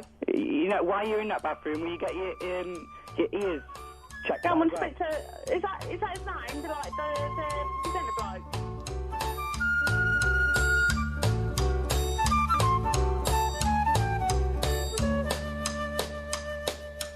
0330 123 1215. It's as simple as that. It's the slipper special. We're celebrating the magic of the slipper. No one has called in to confess to wearing now or in the past a shell suit. There must be someone listening to this right now who has at some point in their life worn a shell suit. If that's you, 0330 123 1215. Or if you want to grass up someone in your family, I bet there are a lot of dads who wear shell suits because they're comfortable. And they're, convenient, isn't it? 0330 123 1215. By the way, you can call up about anything you want. It doesn't have to be about any of this nonsense that I'm talking about. If there's something that's been bugging you all week, or something you feel the nation needs to know, 0330 123 1215. We're compiling a list of people who should be shot. So far, we've got those who get engaged, but the engagement goes on for longer than 18 months. Some people get engaged for 3 years. What's the point in that? and also people who crossed the road about 6 foot away from a zebra crossing. They should all be shot. 0330 123 1215. And also, if you've got a question about the Monkees or James Bond, myself and Davis, respectively, are the people with the know-how. Egg pie and chips, boy! Hello, Ian. I'm wearing Bugs Bunny slippers. Are you really? Yeah, and people who should be shot. Yes. Do you know, like, people who have poor fashion sense? Yes. They wear, like, wearing yellow tight jeans Yes. and some plimsolls, and then Yes. they have some really big glasses. And can I ask Davis a question about James Bond? How many James Bonds have there been, Davis? Oh, that's actually quite a good question, David. Sorry, I was just on how phone many, now. how many James Bonds have there been? Well, are we talking about... let's not get too geeky here. We could have Bob Holness, who was the original Bond on the radio. OK, I've got a question for you. OK. I've got a question for you, and Yeah. you won't get this. Right. You will not get this. OK. What is it, Ian? Shut up. Right, thanks for that egg pie and chips, he's gone. Well, I'll get the egg pie answer in a minute. OK, I bet you £5 Yes. you do not get this. OK. Who played... Yeah. And you won't get it. Yeah. You think you've got it, you haven't got it. OK, go on. You're wrong. No, you're right. Who played the first ever James Bond? Well, there was Bob Holness was on the radio. Who played the first ever James Bond? Answer that question. In either television or radio. Who played the first ever James Bond in recorded medium? You haven't got it, have you? You think you're thinking it's David Niven? No, I'm not. In Casino, the original No, I'm Casino not. Royale. No, I'm not. Well, it's obviously not Bob Holness. Who do you think it is? Because I know who it is. I think I've got a funny feeling it's Peter Ustinov. No. Or Peter Sellers. No. No, then I don't know. It's a bloke called Barry Nelson, an American. There we go. Thank you very much, Davis. 1-0 to me. 1-0 to me. Excellent stuff there. That's quite satisfying. You've been a little bit gutted there. You didn't know Not hugely, but a little bit. A little bit. A little bit angry. You're going to go out for a fag in a minute, aren't you? But kick the actually, wall. the answer to egg pie. If you're including your man here. Okay. So him, Bob Holness, David Niven, and then Sean Connery. Yeah. George Lazenby. Yeah, Lazenby, yeah. That's 5. Roger Moore, 6. Timothy Dalton, 7. Yes. Pierce Brosnan, yes. 8. Daniel Craig, Charles, 9. Craig Charles, 9. Lovely, yes. Okay, yeah. But you still got my question. Wrong. Okay. Wrong. Yeah, well, you got it wrong. Richard! Hello? Hello? Richard! Hello? Yes, sir! First of all... I've got to play a record, yes, go on. David Niven didn't play James Bond before Sean Connery. Was Casino Royale after... Of course it was after the first Bond film. Yeah. I'm suspecting Davis is bluffing us all here. He's trying to make some money out of us. What was the question that he was asking? He said that David Niven wasn't before Sean Connery. He wasn't before Sean Connery, no, but I said that I thought that Well, you were thinking... Calm down, everyone. He said it in chronological sequence. Everyone... He did say in chronological sequence. What, that I said Niven was before Connery? Yeah. No, I didn't say that. I said... Yes, all right, OK, I won't argue. I said I thought that you, Ian, thought that I was thinking that. No, it was that fellow. Anyway, let's all calm down. I've got one up on him, yes. It's about my slippers. I'm not actually sure if they qualify as slippers. Oh, go on. They are backless moccasins. Does that qualify? How does a backless moccasin... Moccasins are the sort of ones that apparently look like Native American shoes, don't they? Yeah. But they're backless. Well, you know how you get slippers that have no kind of heel on them? Yeah. Well, they're like that. You've blown my mind, though. You've actually blown my mind. Yeah, they count. You're in the slipper gang. Yeah. Also, I've got some questions. Yeah, go on. About the Monkees. Go on. Was it Davy Jones? First of all, answer this. Was it Davy Jones that was in Coronation Street? Yes, it was. He was Ina Sharples' grandson. What was his name? The character's name? Oh, now you're good there. That's a good one. What was his name? I don't know. I don't either. Hey! And also a Bond question. Yes. In the film For Your Eyes Only. Yes. Which Italian ski resort was featured? Oh, again, Davis is on the telephone here. I'll tell you what, stay there. I've got to play a song. When we come back, we'll ask the question to Davis. Rolling Stones, yeah. Well, for everyone who's asking, that band that we played was called The Young Republic, and I'm not mentioning them again, for goodness sakes. But, Davis, the Bond questions are coming in thick and fast. Now, are they? They're coming in on the text. Well, we're getting a few. Richard? Hello? What was your question for Davis about James Bond? In the film For Your Eyes Only. Yes. which location was the Italian ski resort? Cortina. Oh, excellent. Well done. There we go. Also, Ian. Yes. You were talking earlier about Russell Brand. Yes. And I'd just like to say, if I was female or a gay, I would quite fancy him. Why? Tell me why. He's just got that. He's kind of puny yet rugged at the same time. Puny and but I'm puny and I can go without a shave for a few days. Yeah, not to say. He's got... Yeah, no. Right, we've got an email from Anxious Man. Did you like that answer? I did. It was good. Cool, It was good. Well done. It wasn't Barry Nelson though. Okay, here's a question. I don't have the answer to this. It's been emailed in by Anxious Man. Which TV star turned down the film role of James Bond after their first choice, Cary Grant, was found to be too expensive? I think I know it. But I might be wrong. Where's the question again? Let's have a look. Cause I need to For see Anxious it. Man. Yeah, what time did it come in? It came in at 11:32. Oh, that's on your... It's on my screen. Yeah, so say it again. The question Which is not TV star turned down the film role of James Bond after their first choice, Cary Grant, was found to be too expensive? This is a teaser. I think it's the bloke who played Bruce Wayne in Batman. I'm sure I remember reading in his book he got offered James Bond. Adam West? Yeah. I'm sure it's Adam West. I think you might be right, actually. Oh, yes. No. I know. I bow to defeat there, but I think you're right. You know, it was offered to Burt Reynolds as well at one point. Was it? Oh, that would have been I love those. I love those stories about actors who nearly. Back to the Future. No. You know who nearly played Marty McFly. No. Who? It was actually they filmed 3/4 of the movie and then realised he was wrong for the role. Yeah. Eric Stoltz. Do you know Eric Stoltz? Oh, Eric Stoltz Mask. And from Pulp Fiction as well. He's okay. the long red-haired drug dealer in Pulp Fiction. Bing Crosby was originally Columbo, and he filmed the pilot episode. Did he? Yeah, I'd like to see that. See, if you get the Back to the Future DVDs, they show there is actually half the movie with Eric Stoltz really? as the extras on the DVD. It's brilliant.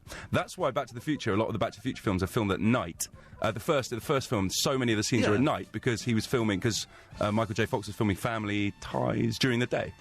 There you go. There we go. So he worked a double shift. Dave, remind me not to invite you to a party. Don't invite me to a party. Good lad, thank you. Let's take one more call, then we'll play a record because I'm a bit behind on the music. Let's go to line 5. Josh. Yeah, you're too slow. Let's go to line 6. Alex. Hello. Hello, Alex. Hello. I'm the best in the world at swing ball. Oh, there we go. We're asked. This is great. Thank you for reminding me. Someone has emailed in. We're asking, are you the best at the world at? And someone has emailed in saying they're the best at making pancakes. I can't think it was. So you're the best at swing ball, are you? Indeed. Prove it. I challenge you, sir. No, you do not. I'm rubbish at swing ball. Can you still get swing ball? Yes, they're sold at all major toy places. Is it as sturdy and still as rusty as it used to be, or is it all plastic now? It's all plastic and modern with sensors and... Whoa. Stuff. Hang on. There's sensors on those things? Yeah, it calculates the trajectory of the ball. What? It does not. No, it doesn't. I'm messing you around. You had me for a second. Look, Josh, listen, thank you for that. We're asking. He was crazy. He was a crazy guy. 0330 123 1215. What are you the best at in the world? They tried to make me go to rehab. I said no. I was miles away there. I meant to do this. Sorry. OK, good. Tony wants to go out after work. Right, my hair, totally model-esque. My bottom, as pert as a pint-sized pop star's. My legs? Now it's easy to get silky smooth legs. Gillette Venus Breeze has built-in shave gel bars. Just wet the razor and shave. Buy the blade pack and get the razor free. Gillette Venus Breeze. Reveal the goddess in you. Send Virgin Radio a text message. Store this number in your mobile now. 8 12 15. Text to Virgin Radio costs 25 pence plus your standard network charge. The words tax-free payment are enough to appeal to any business person. That's why you should know that there's a £100 tax-free payment from the Revenue and Customs people if you have fewer than 50 employees and file your PAYE annual employer return online. Tax-free payment. Just thought you might like to hear it one more time. To find out more about their online service, visit hmrc.gov.uk/businesshelp or call 0845 7143 143. HM Revenue and Customs. Tax doesn't have to be taxing. Iain Lee. Oh, yes, what about Iain Lee? Iain Lee. How about rock and roll? Virgin Radio. Ears 0330 123 1215 is the telephone number. Let's rattle through some calls. Yeah. Oh no, hang on, it's George. Hello, George. Hello. Oh, hello there, George. Right. I just want to say, because I'm a friend of James, and James slated Russell Brand, I want to say the guy's a legend. Leave him alone. Who are you talking about? Russell Brand. Well, hang on, start again. Start from the top of the thing, because you were slurring too much. I'm not drunk. My friend's James, who rang earlier. Who's James? James, he rang earlier and slated Russell Brand. Right. And so I rang... Oh, I can't, I can't be bothered. Line 3, it's G-Man. I think that guy was, like, worse than Michael now. Yes, I don't understand that. Look, yeah, I'm not going to pursue it any It's going further. to be worse than this. Right. No, this isn't going to be as bad. Worse. Worse. Yeah, get me. It's been going quite well up until now. He's talking rubbish tonight. What's he going on about? Oi, I sung to you, mate. Be a bit more grateful. Did he sing to you? Have you been flirting with G-Man? He phoned to me. He said he phoned to me. Oh, right. What do you want? What do you I want? done what? I boned him. What? Phoned. What do you want? Oh, basically, yeah, all I want in this world is peace. Yeah, but what do you want on this phone call? Peace, mate. Well, no, basically, yeah, I've been looking at the Virgin Radio schedule, and I slagged it off last week, if you remember. I do remember that, yes. Yes, I bet you do. And what did that mean? Don't even know. Yeah, anyway, Tim Litchfield, yeah, is after you. He's on at 1 o'clock, and he's excellent. Is he good? What about Robin Burke? Be honest. Any good? He's very He's a good. legend. Yeah. Is there anyone you don't like on it? Because, like, I reckon I could, like, move into their slot. Well, I put in the hours, mate. Yeah. I've done some overtime. Even if there were someone who I don't like on What, here... Neil Francis? No, not Neil Francis. I like Neil Francis. Even if there were someone... Jeff is an idiot, mate. you done much better. You've been doing your research, G-Man. Yeah, you've got the Nah, list... I've just got it on the Sky now, mate. Right. You would not be able to Most Wanted with Ben Jones, 7 o'clock. You can use that. Yeah, thanks. You can use that. They won't. Drive Time with Nick Jackson, 4 o'clock till 7 o'clock. But Neil Francis, 1 o'clock till 4 o'clock. But What's the show following on? Shh, I'm doing this for you. But you would... No, but you... Neil Francis, 1 o'clock till 4 o'clock. But you would not get that slot anyway. What? Why not? Because supposing there were someone on the playlist, on the roster that I didn't like, why would that mean that A, they would get the sack, and B, you would replace them? All right, who owns Virgin? Is that Richard Branson? Well, we don't know yet. It's up for grabs. I think it's on eBay, isn't it? It closes. Yes. It closes this week on eBay. Is it on Buy It Now or? Yeah, there is a buy it now. Yes, of £80 million. So far, I got that. Well, so far the bids How much are you got? well, the bids are up to £526. So I'd possibly wait if I were you. All right, I'll wait. But it closes this week on eBay, so make sure you... Oh, wicked. Yeah.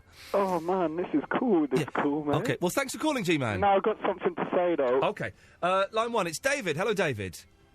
Ahoy, hoy. Ahoy, hoy there, sir, yes. Has G-Man gone mash-up? G-Man has gone mush up, I think, yes. He's gone home now. He's gone to bed. I've cut him off. David's got the lingo. Yes. It's a good thing. I've got a bit of an engagement story for you. Oh, there we go. An engagement story, ladies and gentlemen. Davis. No, you're David. That's Davis. David, it's over to you. Well, basically, a friend at work, his girlfriend, she's been going on at him for ages, wanting to get married. Yeah. And he doesn't want to get married to her. Right. Which is a little bit harsh, but... Does he want to spend the rest of his life with her, though? He says that he loves her. But he doesn't want to marry her? Yeah. That's not proper love, then, is it? No. Okay. But then, she suggested long engagement, which... As a compromise? As you know, yeah, it's a rubbish idea anyway. It's a stupid idea. It is. But then, he said no to that as well. Genius. But then she has out-mentaled him. Yeah. Because she has now said that she's going to go down and legally change her surname to his surname. Oh! That is fantastic! Shit, that is perhaps the most brilliant thing I've ever heard. What a genius stroke. So he doesn't want to marry her. She's tried every trick in the book. So to get him, she's going to change her surname to his. Yeah, but then I said to him, well, if she does that, then you just go and change your name to something else. Change your name to what hers was. This woman, is she hot or is she a bit of a munter? I think the term loose moose could be applied. Oh, okay, well, I was going to say I'd like to marry her, but in that case, no, then I shall not be getting anywhere near that at all. Hey, listen, man, thank you very much for that. Cheers. Cheers, David. There we go. If you have an engagement story, you can call in about it. We're not specifically talking about that. I was compiling a list of people who should be shot, and on that list was people who have long engagements. Anything over a year is odd, but over 18 months, I'll give you the cut-off point of 18 months. Anything longer than that, you might as well just be going out with each other. 0330 123 1215 is the telephone number if you want to give us a call. People are texting in. Texts are flashing up on my screen. Don't bother. I don't read them. I have never read a text on this show. There's quite an interesting one about Asian radio, but I don't want to know what it is. Do not text in. Save your money. Email in ian.lee@virginradio.co.uk. Or better than that, call in. That's the thing. 0330 123 1215 is the telephone number. Line 2, it's Jim in Beckenham. Oh, hi. Good evening, Ian. Good evening to you, Jims. Nobody should be wearing slippers unless they're over 80. Excuse me? They're very dangerous. It's much more healthy to have your bare feet or socks. You've been listening to Clive Ball, for goodness sakes. Of course they're not dangerous. It strengthens your arches and the muscles in your legs. The arches? If you wear slippers, yes. You weaken your feet, you weaken your legs, and it's not good. What's a load of old cack? You weaken your feet if you wear slippers, Jim? Yeah, you do. I have a good mind after this show to come round to Beckenham and put a bag of dog poo through your letterbox. I've got a James Bond question. Oh, OK, then. For your expert. OK, well, Davis is just... Davis, we have a question about James Bond. Away you go, Jim. OK, shoot. This is so he can redeem himself. OK, because it's been embarrassing so far, hasn't it? Yes. Well, I've got 1 out of 2. Well, you got 3 wrong, didn't you? He did, yeah. Oh, whatever. Anyway, this question's an easy one. You'll get this. OK. What nationality was the Bond villain with the diamonds embedded in his face? Oh, he was Korean. Was he North Korean? Oh, you go. I was hoping you'd say Korean. I was going to say, no, it's North Korean. Jim, I'm afraid Davis is proving he knows his stuff. He got you there. Well done. Rob. Good evening, Mr. Lee. Good evening, Rob. Monkey's question for you. Is Rob short for Robert or Robin? Rob. Good, because Robin is, I think we'd all agree, is perhaps one of the worst names ever made. There's that Swedish singer called Robin, and she's annoying. Oh no, she's good though. She's quite sexy. Do you like her? I like a song she did years ago called "Show Me Love, Show Me Life, Show Me Everything I Need to Know. You're the one that makes me happy." You're a beautiful man when you sing. I am a horny man. Okay. Anyway, yes, sorry. Monkey's question for you, sir. Yes. What year was Head released? 1968, making this year the 40th anniversary. And there's no double edition DVD. I thought I had you on that one. No, there is no double edition. I was really hoping that they were going to release a remastered, extended version, deleted scenes, because there's loads of deleted scenes that never made it into the film. There's about half an hour's worth they shot. Yeah. And there's going to be nothing done, and I think that sucks. Yeah. I watched that. I've seen that film so many times. I watched it again about 3 months ago. It's still fantastic. It's an amazing film. It's the best rock film ever made. It was my number 1 film for a long time, and it's in my top 5 now. It's gone down a little bit, but it's still a brilliant, brilliant film. Great stuff. God bless you, sir. Take care, sir. Good evening. There we go. Let's go to... Oh, let's do one more Monkeys question. Alan. Hello, Alan. Ian. Yes? How you doing? Yes, I'm good. Good show last week. It was... Thank you, yes. I'm glad people enjoyed them. We had a lot of nice feedback from a lot of Jeff fans, so that's cool. Cool. I've got a Monkeys question. Go on, bring it on. How many albums was there? How many albums were there? Yeah. OK, well, let's work this out. OK. Are you including the albums from the 80s? Why not? Why not? Let's do it. Go for it. So there's Monkeys, Meet the Monkeys, there's Meet the Monkeys, More of the Monkeys, Headquarters, Pisces, I'm slightly lost in the chronology, maybe Head, then there's the Birds, the Bees and the Monkeys, then there's Instant Replay, then there's the Monkeys Present, then there's Changes, so there's 9 originals. Right. We're not including the best of that came out in between there. There's 9 originals. Then in the 89, was it 87 or something? There's Pool It. So and then of course there's Just Us. So there's 11. You're good. And I'm not including Monkeys Live 1967, of course. That would be foolish. No. Do you know the best-selling one? Oh, for goodness! Oh, all right. The best-selling one. It's probably the first one. It's probably the Monkeys. Yeah. Yeah, I know it makes dull radio, but it makes me feel a little bit more like a man. Let's take another call. Who's on line 6? It's Aaron. Hello. Hello there. How you doing, Ian? I'm all right. I feel bad that we've dragged the show down to just Davis and I posturing and showing our knowledge about really quite boring, geeky boy things. But, you know, sometimes you have to do that stuff. I can't relate. I just can't relate. I mean, I like James Bond, but monkeys. You can't. Who You are the can't. monkeys? You can't. Who are the monkeys? Who are the monkeys? Who are these monkeys? Who are the monkeys? You've never seen the monkeys running around, speeded up, and going, "Where's Davy?" You've never seen that? Oh, them. They've nicked me slippers. Yes. Okay. But what do you want? Because I'm getting angry. What do you want? I'm just ringing up for laugh. Oh, okay. It's a good laugh, isn't it? Well, thanks to Aaron. Brilliant. Here we go, he's gone. Line 1, it's Kimberly, of all people. Yes. Hello. Yes, Kimberly. I want to add someone to the list of people who should be shot. Oh, yeah, go on, who? People who wear Crocs. Oh, Crocs! I hate Crocs. They're horrible. They're hideous. Can I add to that Ugg boots as well? Yes, definitely Ugg boots. Crocs. Everybody wears them. It annoys me. And Ugg boots, right? They're well expensive, and there's a waiting list for them or something. You have to queue up to get them. And they look hideous, and everybody has them. Why would you want them? And Crocs are those horrible rubber things, aren't they? Yeah, and everyone says, "Oh, they're really comfortable, and your feet don't sweat or smell." And I'm thinking they're made of rubber. Yeah, you look like an idiot. Can I throw something into the mix here? I have Ugg slippers. Oh, God, you don't, do you? I do, yeah. They're That's very really comfortable. That is bad. But they're slippers, though. You see, that's the problem. But they're still Uggs, though. You're still buying into the whole Ugg philosophy. But they're very warm and comfortable in the winter. They're very warm and comfortable in winter. Next, you're saying you've got Croc slippers as well. No, I don't. But the thing with Crocs, though, they may be comfortable. I've never tried one on. I wouldn't dare to.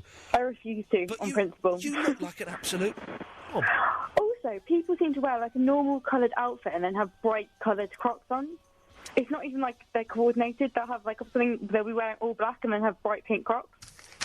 The Crocs and Ugg boot wearers are on the list of people who should be shot, Kimberly. Good. Thank you very much for that. Line 4. Only because we haven't got many calls queued up. What's she doing? Is that right? Hello. Is that Ian? Yes, is that Psychic Sylvia? Yeah, it's Psychic Sylvia here. What a pleasure. Yeah. I thought it was day. Yeah, I'm just signing up to say, how are you tonight, Ian? Yeah, I'm excellent. There's only an hour and 6 minutes of... You're not listening, are you? No. I think it's just you're sounding like what your next breath on. Is that right? The what? Sorry. I want to know what your next breath on. Well, the actual topic is what are you the best in the world at? What's the one? Just talking about myself, really. But even then, I wouldn't say you were the best in the world of doing it, because a lot of times people can't understand what you're saying. That doesn't make any difference. I'm listening talking about it, don't I? I can't be wrong, but anything I'm saying about myself, that makes me the best in the world. Just one more time, slowly. I'm saying that... Oh, sorry, I thought that was you, because yes, it's just a text message. I'm saying that I'm the best in the world. Talking about myself. Yes, I got that bit, and I said that but people can't often understand what you're saying, and then you came back... It doesn't make any difference. I'm still knowing what I'm talking about, don't I? It's still my brain is like commuting like information to my voice, and like that's coming out. And if there's some people that got some problems with their hearing, I can't do anything about that. It's nothing to do with me. I'm still the best in the world talking about anything to do with me. You ask me a question about myself, and I promise you I'd get it right. What colour are your eyes? They're like grey. Excellent. Well, you proved it there. You see? Yeah. I told you, didn't I? Yes. Sylvia, could you do me a favour? What do you want? Could you introduce the next song for me, please? Have you got to tell me what it is, so just make it up? Might as well make it up. All right, ladies and gentlemen, here's the next song for you on the Virgin Radio. It's a fantastic... Now get ready to cheer and jump up and down. So right, it's a fantastic Britney Spears and Mars World. Oh, hang on. I'll do it again because I pressed the wrong button. Sorry, it was always going to be good. Do it again. It's a fantastic, stupendous, gorgeous and beautiful. You all want to be her. It's Britney Spears and Mars World. Shot to the heart, and you're too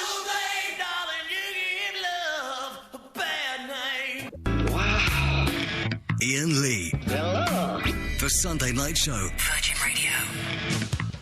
Do you like tennis? Is it my cocktail? All of which makes me anxious, at times unbearably so. Yes, we got the answer from the anxious man question. Which TV star turned down James Bond? It was Patrick McGoohan from The Prisoner. Of course it was. He thought James Bond was too immoral.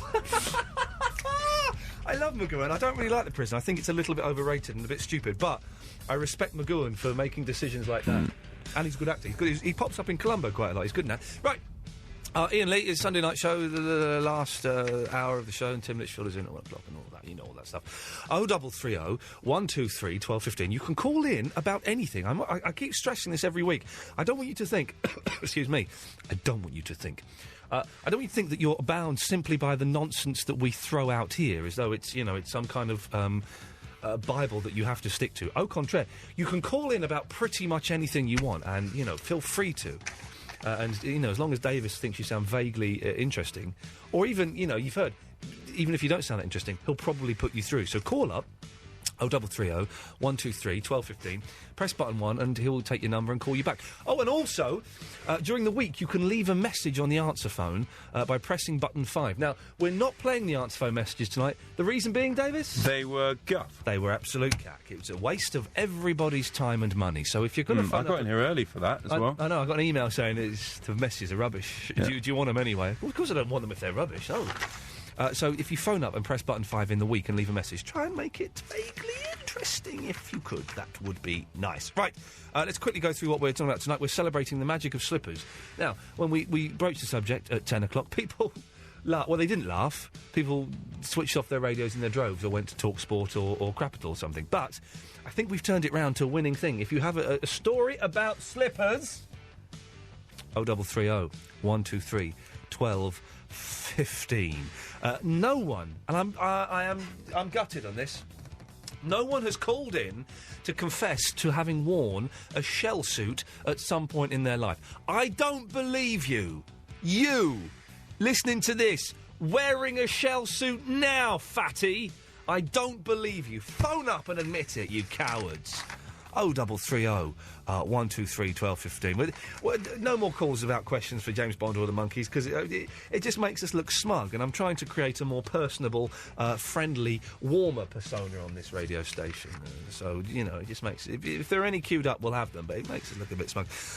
We're compiling a list of people who should be shot. Not specific people. Someone suggested Russell Brand. That's a bit harsh. But general people. I'd like to shoot people who cross the road, but they're like about 8 feet away from the zebra crossing, and they think they're still somehow immune and exempt from the rules of traffic. No, you're not. You're an idiot. If you're going to cross at the zebra crossing, all right? That's the thing. People who get engaged and the engagement lasts for more than 18 months. That's just out of order. And we've also people who wear Crocs or Ugg boots. Shoot them all. 0330 123 1215. If you weren't listening to the Jeff Show on Thursday when we were filling in, you missed the fantastic sing-along of this. It was good, wasn't it? Oh, the old cause. Did it make it on the podcast, or did we have to cut it out for legal reasons? No, I think it made it on. Yes. We should push the podcast more, because we're yay close. We're doing all right, actually. We're good figures, isn't it? The figures have shot up in the last few weeks. Oh, really? How? Because we've now got 10 people listening to it, and Jeff has got like 48,000 per show. We're closing in. We're closing in. All we need to do is get to 100, and then we are really cooking with. There. I believe they call guests. If you would like to listen to the pod, even if you don't want to listen to the podcast, the show, download it anyway. It's not. You can go to iTunes and download it there, or the virginradio.co.uk, and go and look at Punch Drunk TV as well, because the more people look at that, the more chance there is of me doing another one and getting paid more money. Oh, and there was one more thing. Oh, yeah. What are you the best at in the world ever? 0330 123 1215. Let's go to James, who is number 32 on the list. Hello, James. Hello again. Hello. Hang on, were you on earlier? Yeah. What are you doing back? Well, I did have a question about James Bond, but I won't ask that because you didn't want that anymore. No. Well, thanks for calling. No. What? Yeah, go on. I've been thinking. You know that guy who was talking about Swingle? Yes. You were saying earlier how you're going to have a top 50 kind of barbecue thing one time. Yes. Well, possibly top 50. I'm kind of tempted to invite everyone, though. that would be more fun, because then you can invite the single guy to challenge himself. And then just to prove how good he really is, It's a because good I'm sure idea. he's not that good. It's a good idea. All right, well, listen, James, thank you for... This barbecue that is going to happen. I did try it somewhere else, and I got severely told off. Do you know, in the last place, I invited everyone out for a drink in a pub. Right, and it was going to happen. It was going to happen. We mentioned it for days, and then on the day of it, the bosses said, "No, you can't do that. Health and safety." What does that mean, though? Health and safety. Well, it's not their It's pub. a pub. It's a pub. And Everyone's entitled to go to the pub for a drink. So we cancelled it, but I still went round there, and 5 people turned up, including a homeless guy who I just kept buying double tequila shots for. Excellent. So, but the barbecue. There's a thing of I think maybe invite the top 50 people to a pub. Yes. And I'll buy the first round. Okay. I will actually buy the first round, and that's it. But I think we should have a summer barbecue for everyone. Yeah, I don't know if we can do a barbecue in a pub. It's certainly a picnic where we bring sandwiches. Picnic. We'll say, look, we're going to be in such and such a park on such and such a day. Davis and I are going to be there for an hour. We're going to be at this time. You're more than welcome to join us. Good plan. I think it is a good plan, isn't it? Which park do you think we should do it in? Well, I don't know. I guess like Hyde Park or something like that. I quite like Green Park. I'm not really that familiar with Green Green Park could be good. I know. Is that the one with the Diana fountain in? No, that's Kensington. Oh, Park, it is, isn't it? Hyde Park, is it? It's not Hyde Park. Well, we'll have a look. It won't be until June. Yes. Oh, saying that, June's only like 5 weeks away now. We've got to sort out, because I'm going away in June as well, so we need to get the dates spot on. And you need to get it on a date when you're there. You want to come? When I'm here. I'd quite like to hang out. I think it'll be good. I think it'll be brilliant. Well, okay. Well, listen. Next week, let's bring our diaries in. Let's come up with a date. Okay. Then we'll speak to the bosses, because health and safety. And what is health and safety in a park? Oh, they'll be worried we're going to get stabbed to death, or what if a listener comes and breaks their leg? Well, that's tough. Well, it's like serve them right. But it's like us inviting our friends round to the park. Yeah, exactly. So we'll speak. Let's have a word with Mr. Lloyd this week. Perfect. And then when you say let's have it, does that mean would you like? Could I have a word with Mr. Lloyd? Speak to Mr. Lloyd. Yeah. Right. What do you want me to say? Well, is it all right for us to invite everyone who listens to the show to come for a picnic in a park in London in June? But he'll say, "Why are you wasting my time? Just do it." Well, as long as he does say that. Well, of course he will. He can't say, no, you can't have a party. But he might do. Just ask him. OK. I'm turning your fader down. You're getting too stroppy. Right. Line 2, it's Fiona. Hiya. Fiona, one of the... How old are you, Fiona? Turn 19 next month. OK. OK. Fiona, one of the sexiest names in the world. 19, one of the sexiest ages. It's sexier than... It's sexier than 17 and 18 for some reason. And, yeah, there's 19. Although one of the other sexy ages is, of course, 48. Anyway, Fiona. Okay. What can I do for thee? Actually, I have a couple of questions. My first question is... Well, hang on. What's that accent you've got there? It's a whole big mixture. I went to American schools all my life, so Right. I've kind of got that accent, though I've never stepped foot in America or Canada. Whoa, hang on a minute. You've never stepped foot in America... Because I was going to say you were Canadian. You've never stepped foot in America or Canada? No. But you've got an American accent? Yeah. And I live in Edinburgh. And I grew up in Asia. And I was born in Norway. Oh, God. Are you single? Yeah, I am. Okay, well, that's unfortunately I'm not. But you've got a bit of a cold as well, have you? Yeah, I do. Okay. Well, cold's, of course, one of the sexiest... Anyway, right. Carry on. What can we do for you? My first question is, what do you call a group of horses? A group of horses? Yeah, because you get like a herd of cows and like a flock of sheep and like a school of fish. Flock of seagulls, I think it is. A group of horses is, hang on a second, let me just ask someone. Midge? Good evening. Yeah, okay. What do you call a group of horses? Swingers. Oh, for God. It's not swingers. It's not... It's not swingers. Ignore him, Fiona. He's just showing off. He doesn't get to speak to women very often, so he's trying to impress you. I feel I should know... I feel I do know this. And It's a herd, Ian. Sorry? Herd of horses. No, it's not. It's not a herd. Trust me. Oh, what is it then? I don't see... Hang on. think it's Dave, I think it's a band of horses. I think it's a troop of horses. Yeah, that's it. It's a band of horses. It's not a band. It's not a band, Davis, so you're faded down again for the second time for providing incorrect information. What do you think it is, Fiona? Because A troop. A what? A troop of horses. 0330 123 1215. This is the important... Seriously, the phones will light up on this. I've done this sort of thing before. What do you call a group of horses? A troop sounds pretty close. See, I'm positive that it's a troop, but I just had like a 3-hour argument with my aunt about it. Your aunt? Yeah. Oh, your aunt. Your aunt. Sorry, your aunt. Yes. Yeah, my aunt. Your aunt. But my aunt. Right, Midge, Midge, very quickly, have you got anything interesting to say? A bit. Okay, well, we'll leave it for next week, because the calls are coming in. Line 6, do you know what the answer is? Swarm. It's not, oh, for goodness, not Swarm. The 0330 123. We're going to stay here and ride this one out. 0330 123 1215. What do you call a group of horses? We'll just wait, Fiona, for the phones to go mental. Hang on a second. They'll start going. There's a 7-second delay from when we say something to when it gets transmitted on the radio. So let's wait for the delay to. 7, 6, 5, 4, 3, 2, 1. Okay. I feel bad for having cut Midge off because no one has called in to answer the old. Here we go. Hang on. Line 6. What's the answer? A pack. What? A pack. No, that's a pack of dogs. Okay, not a pack of horses. Line 7. What's the answer? I don't know what the answer is. Thanks. Line 6. What's the answer? Well, the thing is, it's a troop of ponies, but I'm not quite sure if it applies to horses. It is a troop of ponies. Yeah, so I'm not exactly sure whether it's horses, but it's definitely a troop of ponies. Okay, listen to the phone. Line 7. What's what's the answer? Line 7. I've got it. Oh, for goodness sakes! Line 8. What's the answer? I've got a dirty. How did he do that? Line 9. What's the answer? A pride. A pipe. Pride of horses. That's a pride of lions. All right. Yeah. Oh, he was so disappointed. All right. Line 6. What's the answer? That girl's an idiot. Sorry? This just said you're an idiot. Hang on, I think it's actually a herd. I think it might be a herd of horses. It's not a herd of horses. Well, I've got a website up here that's telling me it is. Okay. Line 9. What do you think the answer is? I've got a dirty. How do you do that? Line 8. You're on. What's the answer? I've got a dirty. How is he doing that?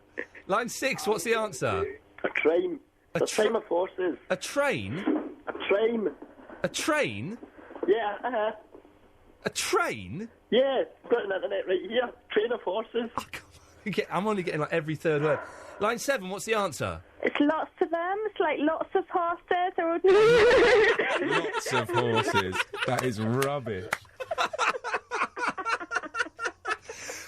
Right, we'll take one. Keep going. We've got to play a record. Keep going. One more on this. Line 9, you're the final one. What's the answer? Hello? No, too slow. Line 8, what's the answer? James Whale. Yeah, okay. Right, this is not called straight to air. We're trying to get an answer Fiona, why do you need to know this? Because I had a 3-hour argument about it. But why? You're 19, you're hot, you've got an American accent, she's never been to America, and you agreed when I said it was hot. Why are you arguing about that? Why aren't you out, I don't know, smoking and drinking and getting it on with boys or girls? Well, because I couldn't be bothered tonight because I've got a cold. Oh, she needs a night off. Too starting. Well, Fiona, listen, thank you for that. No, I have another one. Oh, for God, we just spent 10 minutes on you. Go on quickly, because I've got to play a record. Okay, this is like a bit of a riddle thing that I want to see if either of you can get. Is it a coffin? No. Oh, okay, it's normally a coffin, isn't it? Right. I'm the beginning of the end. You can see me twice in a week, but not in a day. Once in a year, but twice in a decade. What am I? E. Damn it! Yeah, thank you very much. Simple as. It's easy. Right. Let's just take one more. Line 8, do you know what the answer is? No. Line 7, do you know what the answer is? Yes, I do. What is it? Working with horses, it's a herd of horses. It's a herd of horses. You see, it's a herd of horses. And what's your name, please, horsey lady? I'm Danny. Oh, oh, for goodness sakes, it's her again. Right.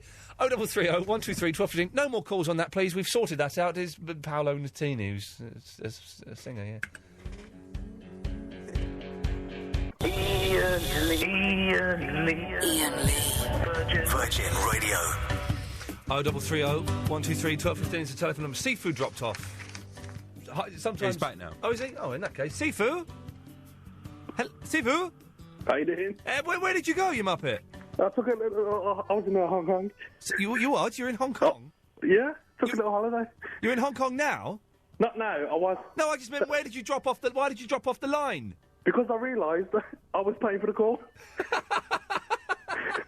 Yeah, he's such a muppet. I said, do you want to wait there, or do you want me to call you back? Oh no, I'll wait here. I'm fine. We call you back, Sifu. Come I on. know, yeah, but then the penny dropped, and I was like, hang on a minute. Yes, you muppet.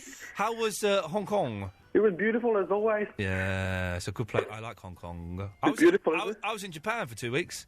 I know, I heard. I've been meaning to ask you. What did you think? There's some beautiful women out there now. Well, there are. What can I say? Yes, there are some beautiful women. Did you get yourself any like crazy gadgets? Well, I must bring it in. I'll bring it in next week. I got myself a bubble wrap machine. And it's brilliant. All it is, it's a tiny little plastic box with buttons on it, and you press it, and it's the same sensation as pressing bubble wrap, and it goes.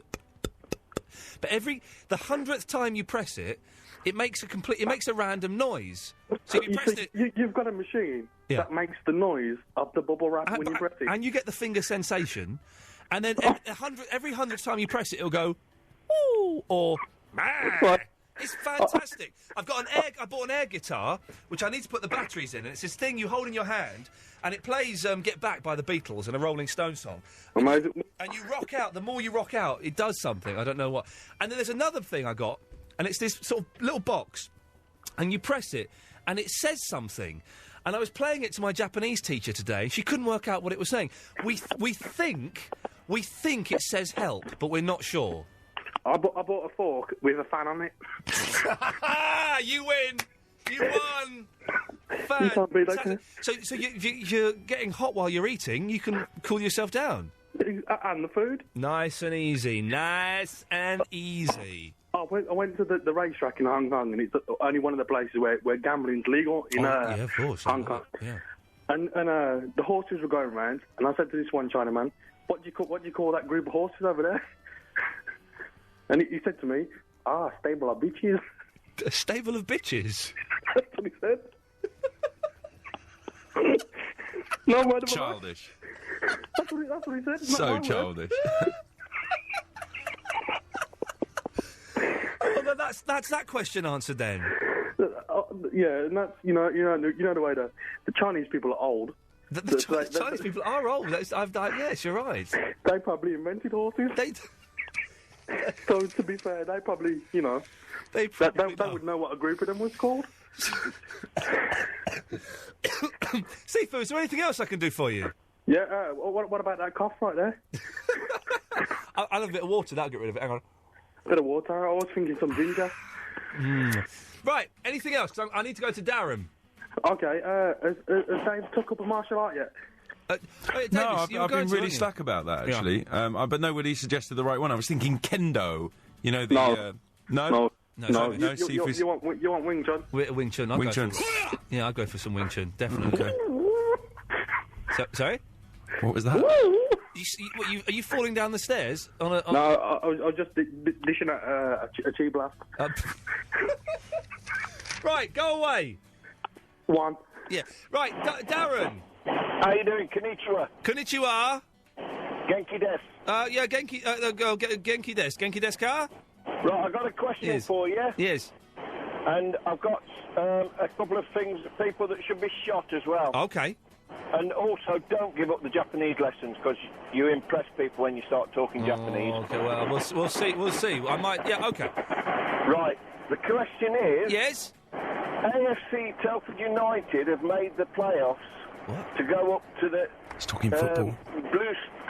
Blue Square Premier. Yeah? Are they going to go up or not?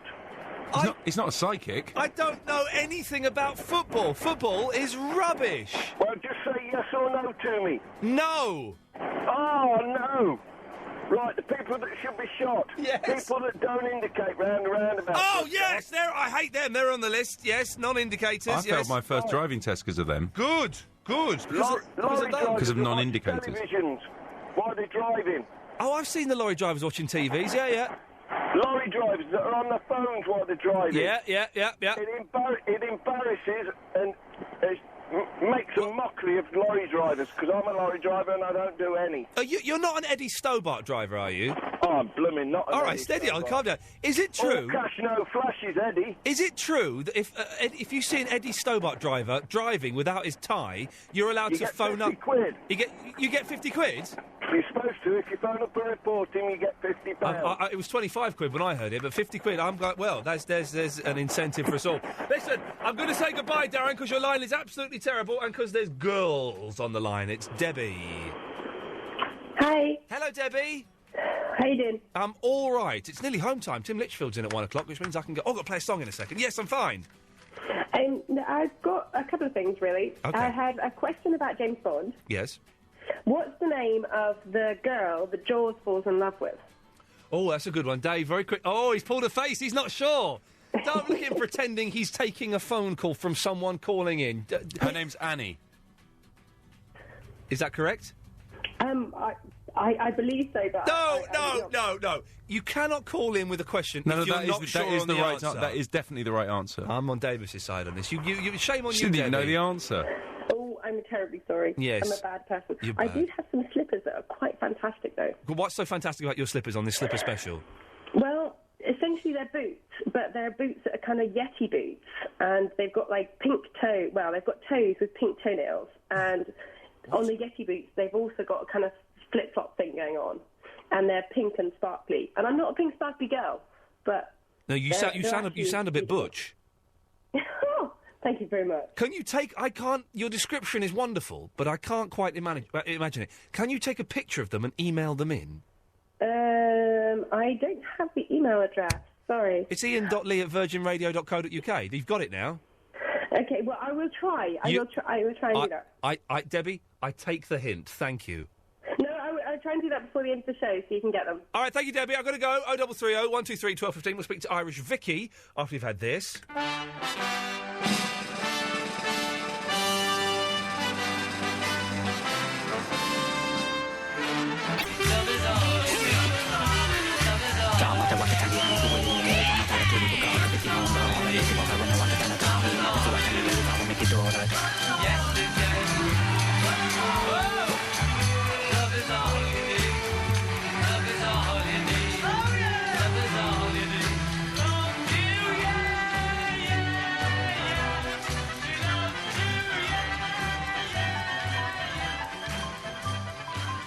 That's a mosh-up. 0330 123 1215. I said she'd be next. She is. It's Irish Vicky, ladies and gentlemen. Greetings. Oh, crikey, you're like Joey from Bread. Greetings. Joey from... Do you know I have a box set of Bread? Why? I love it. Does it have the Christmas special in there? No. Oh, because I went to see that being recorded. Yeah, that's right. That's the kind of kid I was. I went and saw the Bread Christmas... It was rubbish. Bread is... Do you ever get your box set out and think, right... It's Bread Sunday. Come on, everybody. We're watching the whole series of Bread. No, I'm not sure where it is, but yeah, I do have it. It's a shockingly bad television series. It was because the newer Joey, I quite fancied him. The original Joey, wasn't it? No, not the original one, the newer one. Because the original Joey went on to become a film director and I think directed Sliding Doors. Oh, really? I think that is correct, yes. Oh, that sounds impressive. I don't remember. Make it up. No, it's true. I don't remember what the second Joey looked like. He had kind of longish hair.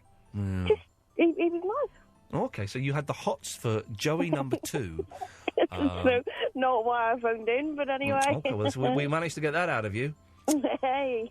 Anyway, what can I do for you, you're drunk? Drunk. Do you know what? I only was allowed to have a tiny glass of wine tonight because I'm sitting doing college work, so I can't drink too much. Hang on. Who stopped you having more than that? My brother's girlfriend. Your brother's girlfriend? No, but she was being nice to me. What's it got to do with that? She gave me wine in a sherry glass. What a nosy cow. No, she was being No, nice. she's sticking her nose... She was interfering. She's after something. She is... I wouldn't be surprised if you wake up dead in a few weeks because she's murdered you. Oh, well... You haven't signed anything recently, have you? No. Have you told her where your secret stash of cash is hidden? Don't. It doesn't exist. Don't tell her a thing. I don't like the sound of her one little bit. She's taking would you control. like to know who's on my list of people to shoot? Oh, yes. No. Anyway, right. Is it going to be your sister-in-law? Whoa. Let's move on a bit there. Let's move on a bit. Let's not talk about murdering members of the family. Right, so go on. What? Who? What? Although I'm not sure if someone from Belfast should be allowed to contribute to this conversation. Oh, it's a political and topical. Well done, yes. It's not. We're not actually going to go out after the show and kill these people. It's just a fantasy list of people who we'd like to see their brains splattered against a wall. Nice, Ian. Thanks for that. That's an image, isn't it? Oh, beautiful. People who huff. Huff? Yeah. Like that? Yeah. Oh.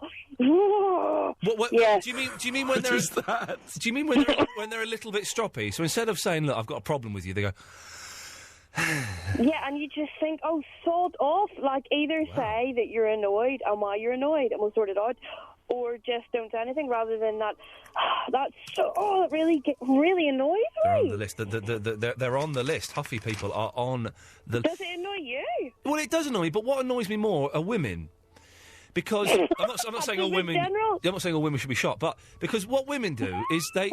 Well, no, I'm not. What women do is you'll know that there's something wrong, and you say, "What's wrong? Nothing."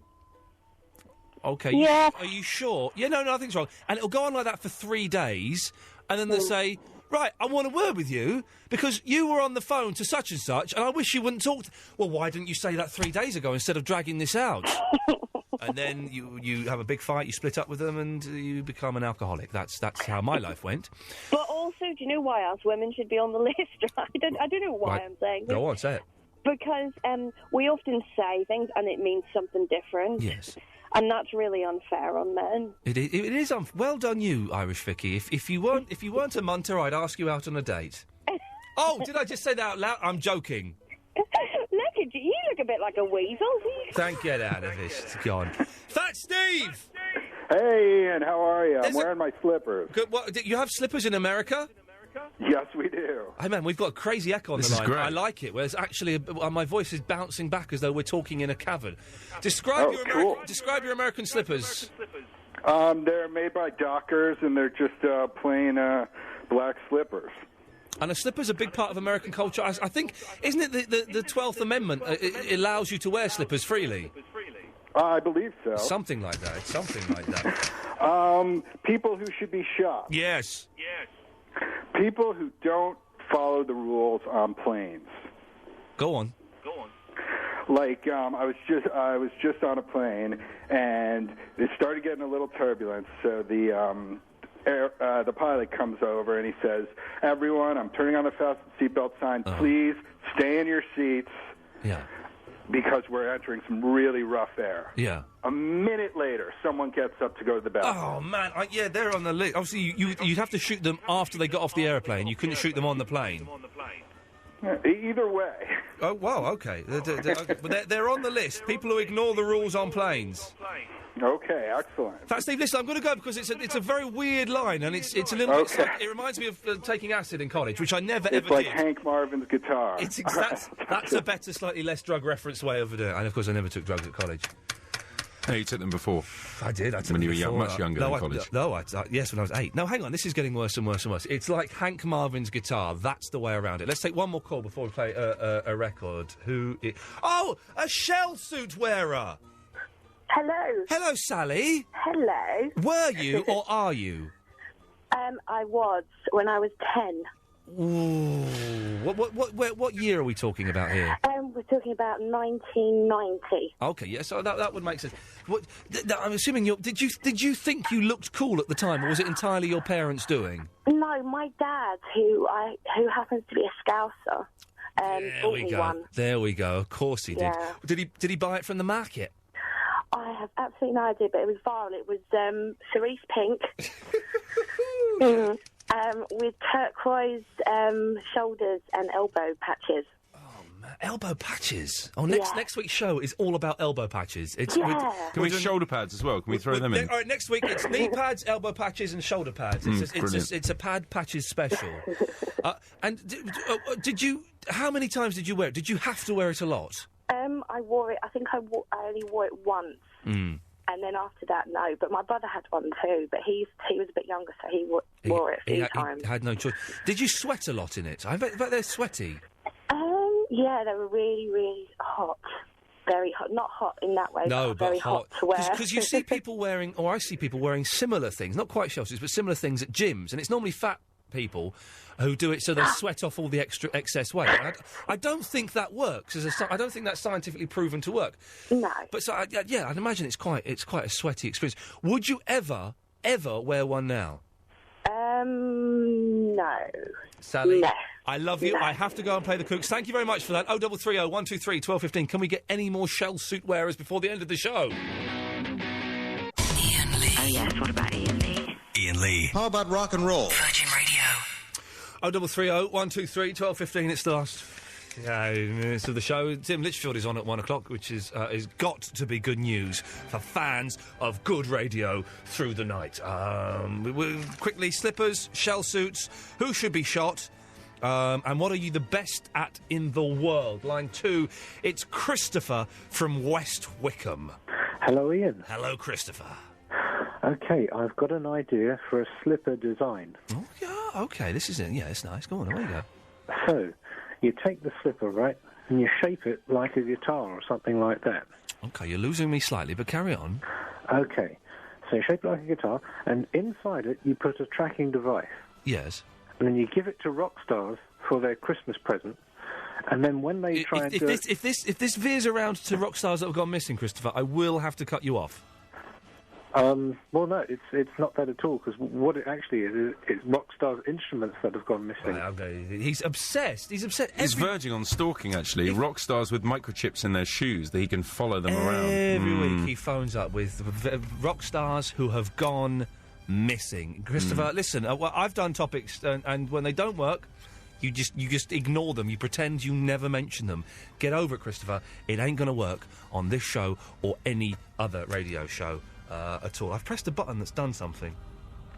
Oh no, I haven't. It's your air conditioning. It's your air conditioning. God, for God's sake, it's terrible. It's a hurricane. Martin. Ian. Yes. People that should be shot. Yes. People that beg that don't need that. And well, we're on a social. We're on a social tip. Who begs that doesn't need it? Well, when you're out in the town, you see these people begging with great shoes on and everything. Well, I've never seen a beggar with great shoes on. I seen one last night. And what shoes was he wearing? Well, he was wearing good Adidas trainers. Well, maybe he got given the Adidas trainers by a kindly person passing. Yeah, but I used to wear a shell suit. You're just desperately trying to fit into any topic that you can kind of get into. It doesn't work like that, my friend. Bob's on line 1. Hello, Bob. Steve Allen loves you. Well, I'm glad to hear that. I have strong feelings for Steve Allen, but they're not quite those ones. No. Yes, turn your radio off, you idiot. It's not a radio, it's a television. Good lad. Stephen. Hello there. Hello there, Stephen. Yeah, no, I'm a first-time caller. Well done. I normally listen to the podcast, so I enjoy that. This is the first time listening to it live. Make sure you download the podcast anyway, because we want to get our figures up a little bit and, hopefully achieve something. Well, I tell all my family and friends, just download it, even if you don't like Ian. That's it. I think, especially if you don't like me, download it anyway. Well, the ratings will go through the roof. Well, that's all. Well, exactly. Well, hang on. I just worked out what you said there. Hang on a minute. Oh no, I didn't mean. I meant that in a nice way. Sorry. No, there is no way to cushion the blow that people don't actually like me. But but listening to the podcast, you've had a few, and you invite them on. Fair play to you. But you have a few people that are dissenters, if you like. I do like the people. I do like people coming on who don't like the show. I think it's because sometimes I can persuade them actually they do like the show. They just hadn't realised it. It's almost time for us to call Mr. Razik back again from early on. We said we'd give him a few months. Let's call Razik back next week. We'll give Razik him a if anyone doesn't know, Mr. Razik was one of the first people during one of the first 2 or 3 shows to phone up and say, "Your show's rubbish. I don't like it."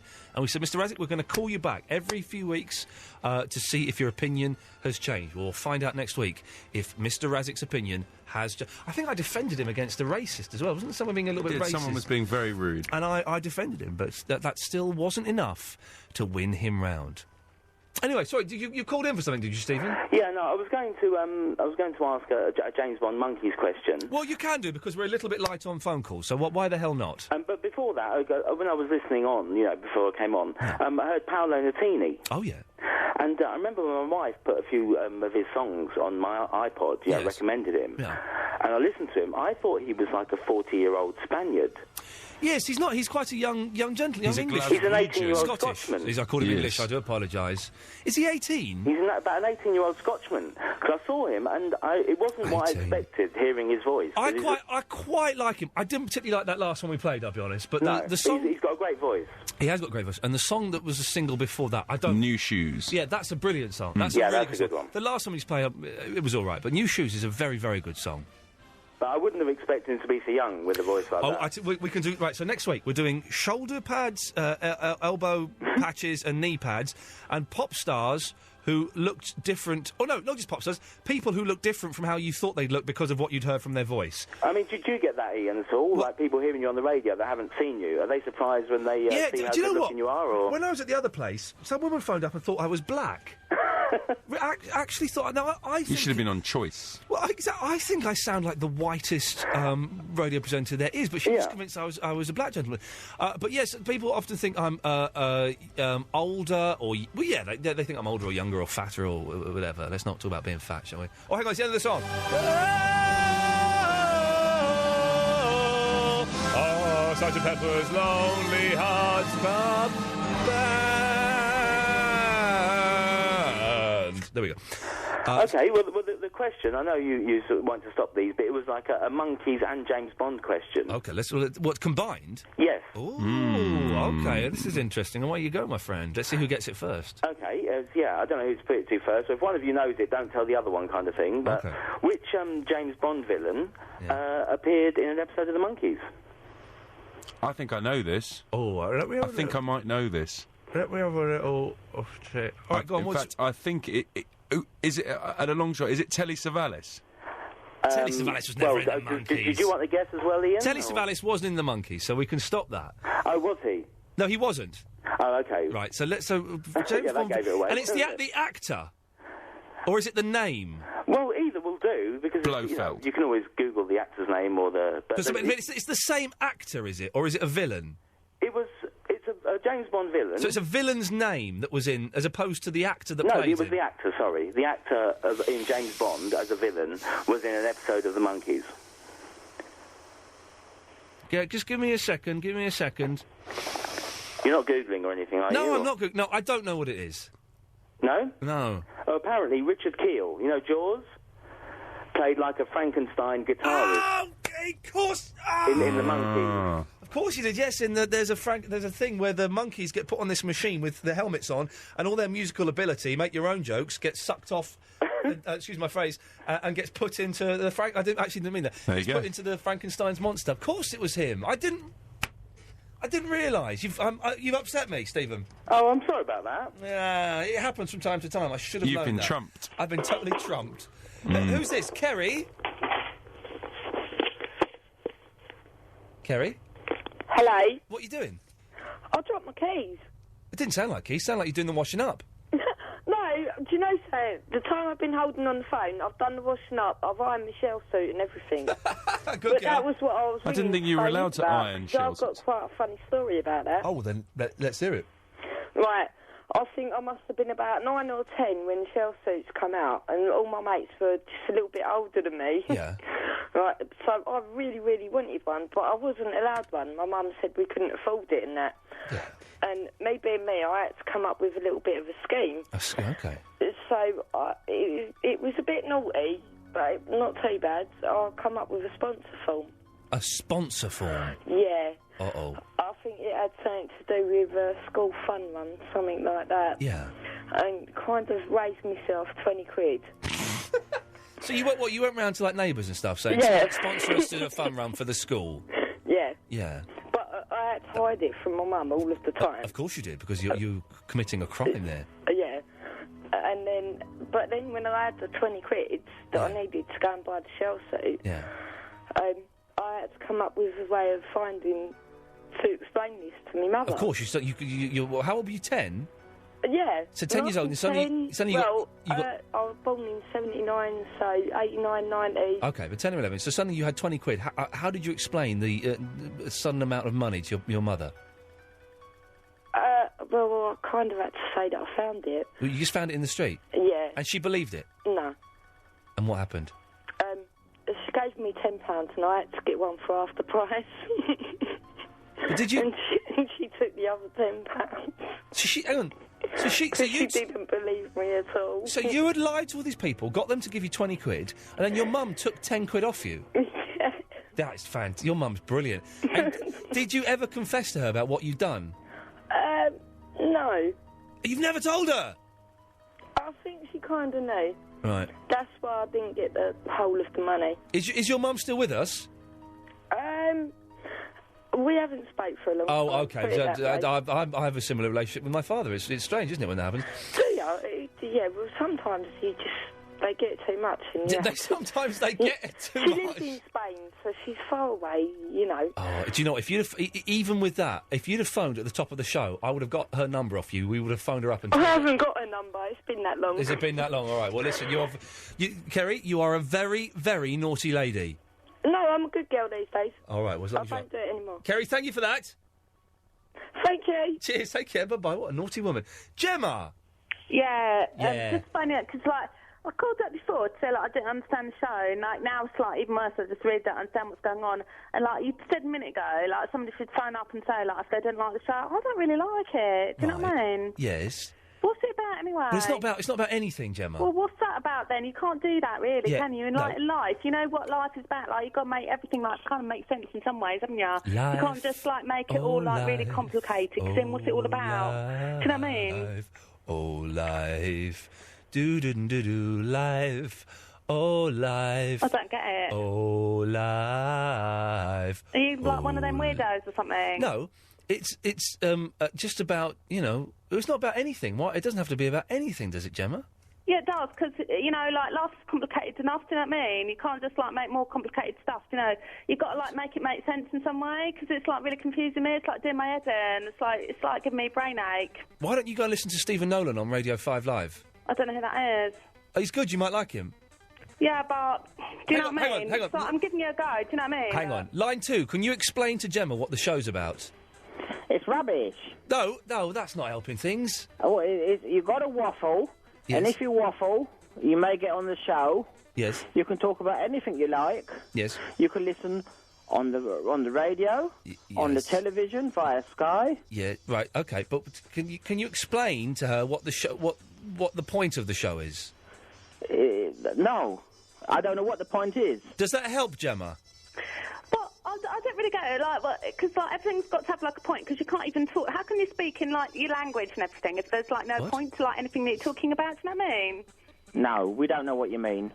Well, I don't know what any of you mean, because I've been listening for a while and I've been thinking, what do they mean? Like, what are they talking about? Because I just don't get it. And, I've got, like, a reasonably sized brain, but I'm missing something here, because I just don't get it. Well, why don't you bring a topic up, and then we might get it. Well, it's not for me to bring the topic up. I'm not, like, presenter of the show. I'm not getting paid, like, £500 a show, whatever he's getting paid, am I? How do you know he's getting paid £500 a show? Well, how much is he getting paid then? Ask him. No, it's rude to ask. Go on, ask him. Mind your own business. It's like 400 or 300 or 500. It's one of them, isn't it? He might only be getting 50p. No, it's not getting 50p. They wouldn't do it for, like, 50p. I wouldn't do it. Taxi fare costs more than that, doesn't it? I wouldn't do it 50p. No. How much did you do it for then? How much was it in? How much do you get paid? Come on, tell her. You weren't far off. Yeah, exactly. With one of those figures you quoted. Yeah, 400, 300. 350, isn't it? Have you been That's on right, Little innit? Britain? Right, well... Yes. You remind you of somebody from Little Britain. Yes. Well, Gemma, thanks for calling in. Yeah, well, I'm going to listen again, okay? Good evening, Gemma. I might call in again. Okay. But only if I don't understand what the show's about, all right? All right, thank you, Gemma. All right, bye. Of course, she was a Mardy mare, wasn't she? She was crazy. Oh, I wasn't talking to you. I thought I was talking to Davis. She was a Mardy mare, wasn't she? She was a little bit difficult, to be honest. She was getting really arsey off air as well on the phone. Well, you don't need to take that abuse. I have literally 2 minutes to kill. So we have 2 minutes. If you want to call up and go This straight is to what air. happens when we came into this hour early. Yeah, exactly. That's what happens. 0330 123 1215.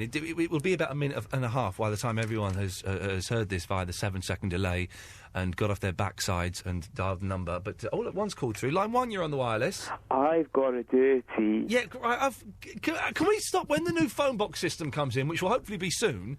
He's banned. 2, you're on the wireless. I've got a dirty... How's he doing that? Line 1, you're on the wireless. Hello? Hello? OK, just wanted to have a little cough. Line 2, you're on the wireless. I've also got a dirty. It's all the rage. It's all the rage. What have we done? What have we started? Line 5, you're on the wireless. It's Canadian Dan. Hello, Canadian Dan. Can I just say Jem isn't just gay? Okay, well, Thank you. You can say thank you. Line 4, you're on the wireless. Can you tell that copycat? Oh, he said copycat. I've He did. I thought he was going to say something. Sorry, copycat man. Line 3, you're on the wireless. She really shake you, donkey. She really make you, donkey, of quite a packet. Da-lang, da-lang. Yes. Line 9, you're on the wireless. Hello. Hello there. Hi. Who's this? Alicia. Right, what do you want? I don't know. You just phoned up to see if it actually went straight to air, didn't you? Line 10, you're on the wireless. Hello, Marv. Marv. Yeah, okay. 6, you're on the wireless. Hello. Hello. Oh, yeah, it's Chris from Bexley. I'm just checking if I'm still on the list. Oh, well, did you phone in last week? On Thursday, I think I'm 23. I'm just checking if I'm still there. You're still there, Chris. Don't worry. Position safe. Good lad. I'm just checking. Good lad. I'm off to bed. See you later. Bye-bye. Brilliant. Cheers, Chris. He's off to bed. Line 4, you're on the wireless. Thank you. Okay, that's the... Line 1, you're on the wireless. You right? Yeah. Yeah, I'm just calling up. Sorry. Brilliant. This isn't working very well We'll tonight. take one more, the last one, then we'll play a song, then Tim Litchfield can take over. Line 8, you're on the wireless. Yeah, I'm the original and best. I've got a dirty. Right, there we go. He's actually posted the lyrics. I think it's on Digital Spy. the whole "I've got a dirty" thing. All right, Davis, thank you very much. I'll see you next week No for worries. Have a the good one. shoulder pads, elbow patches and knee pads special, which should be a lot of fun. Excellent. Tim Litchfield is next. I'm going home. Thank you.